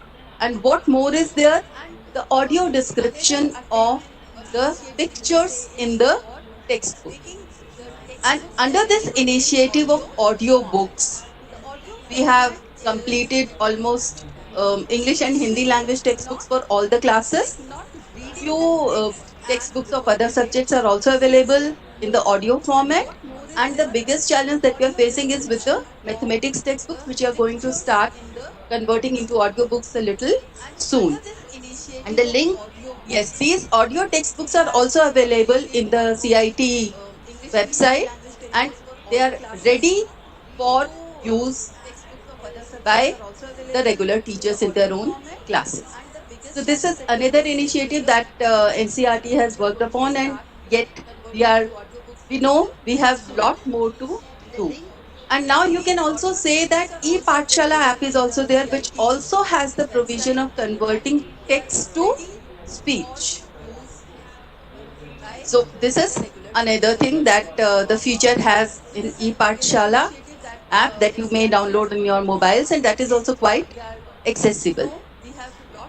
Now, talking about generating awareness about disability issues, challenges, and its concerns, what more better way could be than our textbooks? You know that in our textbooks, be it in language textbooks, be it EVS textbook, be it science textbook, we always have small anecdotes or stories to share with our students. So many examples we have from our textbooks. Like on the screen you can see, it's an EVS textbook for class 3 and it's chapter 7 saying without speaking. Here the class 3 children through this lesson are sensitized that many persons are not able to speak just like you and me through verbal. We may have to use signs, just like Rashmi ji was talking about using signs.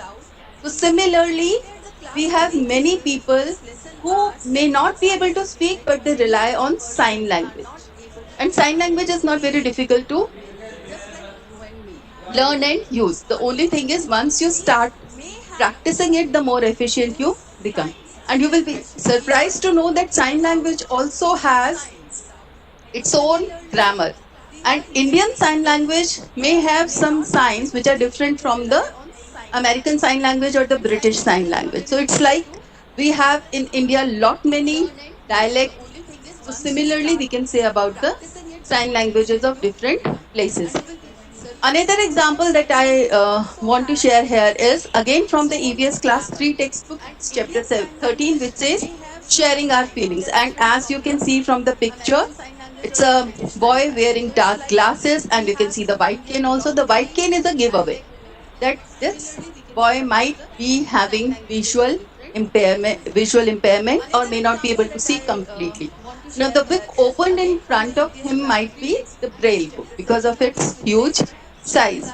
But once we revert back to our ICT energized smart speak compatible textbooks, then the same textbook can be read by both sighted as well as the blind student.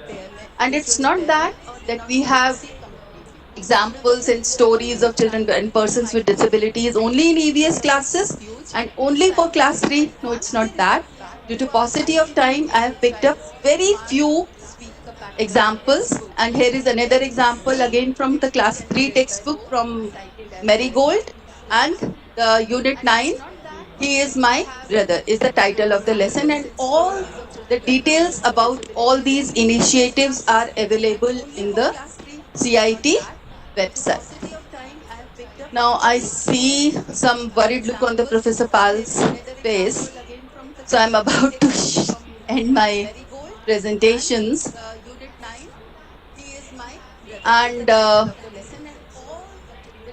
all this initiative that I have spoken about, just like say for example Barkha or about other initiatives, we are at NCERT, we are very thankful to Minister of Human Resource Development because we as a council work under this ministry and we work for the entire and few of these initiatives are still in the nascent stage, but I thought of sharing with you all these initiatives which are still in the prototype stage so that we are aware of what all work we are able to do and we are working on. So all your suggestions, comments and observations are welcome. This is all that I had to share. Thank you. Thank you for patience. Thank you, Bhakti ma'am. Thank you very much for very well explained what is going on in inclusive education, reaching the needs in India. So your presentation is self-explanatory. Wonderful device you have talked about that read the book for children with visual impairment or those who cannot see properly or those who cannot see totally. So I have listened to this device on YouTube when you are discussing about this device. And really this is a very useful device and very handy to tackle, very easy to tackle. But if we are doing converting books into this system, then definitely we can reach this population who are still untouched or marginalized. So thank you very much for my presentation and very self-explanatory. One question I have received is to be addressed by me. What are the initiatives taken to include children with Down syndrome, as many schools do not let the students enter into their primary section, saying that there is no exact marking system? Okay, that's a very thoughtful question because here in India we are recognizing 21 disability and disease categories. Down syndrome is one of the part of the disability category called intellectual disability. Now in India we are following zero rejection policy in admissions. So if we are following zero rejection policy, first of all, no school can deny admission to any child in any class for whatsoever may be the reason. The child may not have this certificate or the child has doesn't have this kind of paper. So first of all, that is against the law. The school can be taken to the court if the parents are aware. But fortunately, unfortunately, the awareness of parents having children with disability regarding their rights is not what you and I would like them to have. The level and degree of awareness among parents regarding regarding the provisions given to children in school needs to be enhanced, and we are coming up with many of the awareness material which we will be sharing. And maybe this pandemic has given us an opportunity to go digital and generate awareness through radio and other ICT and social media platforms. But the Down syndrome, what I'll suggest is, I have also received many queries that, ma'am, since now we have recognized 21 disability conditions, so as a teacher, do I need to prepare 21 different lesson plans? And my answer to that is no. If we have taken care of the needs arising due to visual impairment, the hearing impairment, and intellectual disabilities, we have covered almost entire spectrum. And it may be a little difficult to work with the larger category of intellectual disabilities, but it's not impossible. The only thing that we need is sensitization and lot of practice material, graded practice material for them to work with. Thank you. And it may be a little difficult to work with the larger category of intellectual disabilities, but it's not impossible. The only End of this thing program. is Over to Shivali for that announcement. and lot of practice material, graded practice material for them to work with. Thank you. I hope you personally and physically, but the consequences, we have had a virtual session. So now we have a vote of thanks from Sanjay Kumar sir.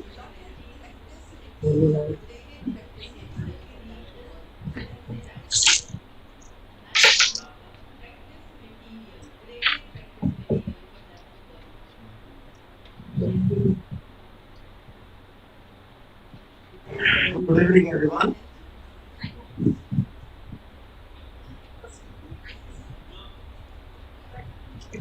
Good evening, everyone. We are approaching towards the valedictory session of this national webinar. Firstly, I am very much thankful to our Honorable Education Minister of Delhi, who spare his valuable time and guide us for this webinars and highlighted the key initiative taken by Delhi government in the field of education. Next, I thank you my director, Shri Rajanish Sindhi, who motivate us always to take the key initiatives in this pandemic time. And again, I thank you our esteemed key speakers. Firstly, Richard Rose, Professor Emeritus of Inclusive Education, University of Northampton, United Kingdom, and Dr. Rashmi Kumar, Associate Director, Pinkerton Learning Resource Center, University of Pennsylvania, USA. I also thank you Dr. Martin, Associate Professor, Department of Education of Group of Special Educational Needs and CRT, for highlighting the key initiative taken by the NCRT in the field of inclusive education.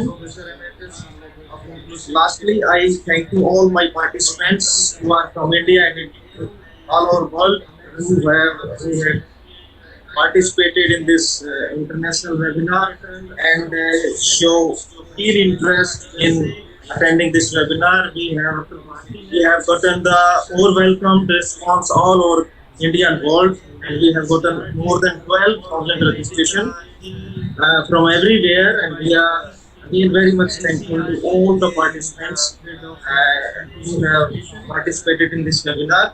Lastly, I thank you, my organizing team, SCRT faculty, guide faculty, principals, guide, all who are in and off contributed in organizing this webinar and in successfully completing this webinar. And lastly, I want to say that in 15 or 20 days we will arrange for the e-certificates for all the participants who have given their feedbacks and attendance for this webinar. Thank you so much. Thank you everyone for this wonderful session, and we will assure you all, the participants, all the dignitaries, that we will always keen to take these initiatives in future also. Thank you so much from SCERT Delhi. Thank you so much. Thank you all. We will arrange for the e-certificates for all the participants who have given their feedbacks. And over to Neha. Neha, are there? Ji sir. Can we end the meeting? Yes. Thank you so much. Okay. All the participants, all the dignitaries, and we will always keen to take these initiatives in future also. Thank you so much from SCERT Delhi. Thank you so much. Thank you all.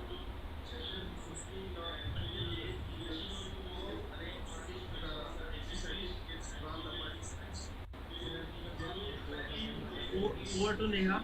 Neha, are there? Ji sir. Can we end the meeting?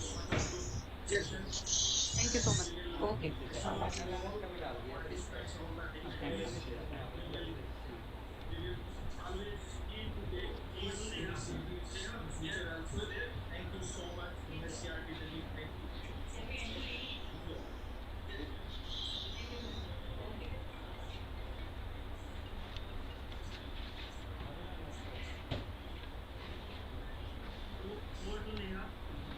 सुनो sir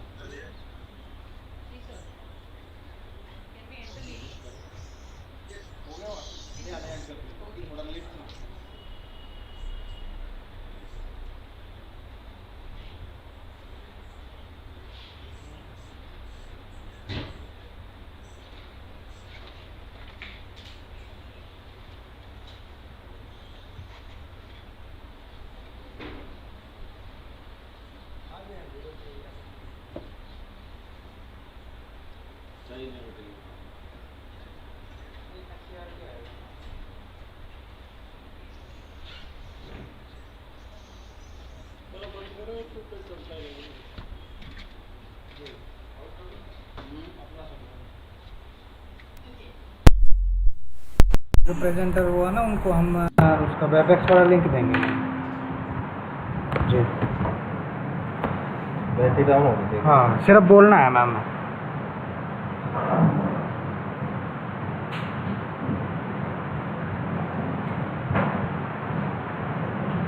नहीं उसमें कोई issue नहीं होगा। उसमें तो सिर्फ मतलब एक होस्ट रहेगा, एक प्रेजेंटर और एक वो मॉडरेटर।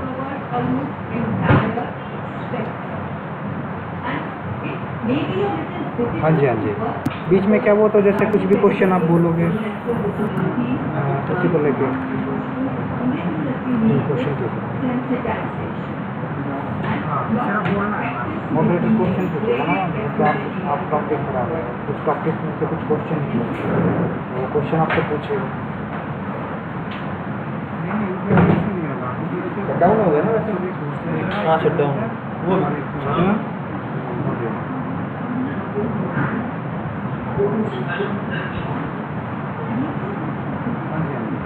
इसमें क्या होता है जैसे कुछ भी क्वेश्चन आप एक मिनट मैं अभी 1 मिनट में करता हूँ। मैं थोड़ा सा एक बार वो फिनिशिंग करा देंगे जी। बड़ी लंबी है कौन दे रहा कर दे तो मुँह कौन दे रहा कर दिखता नहीं ना।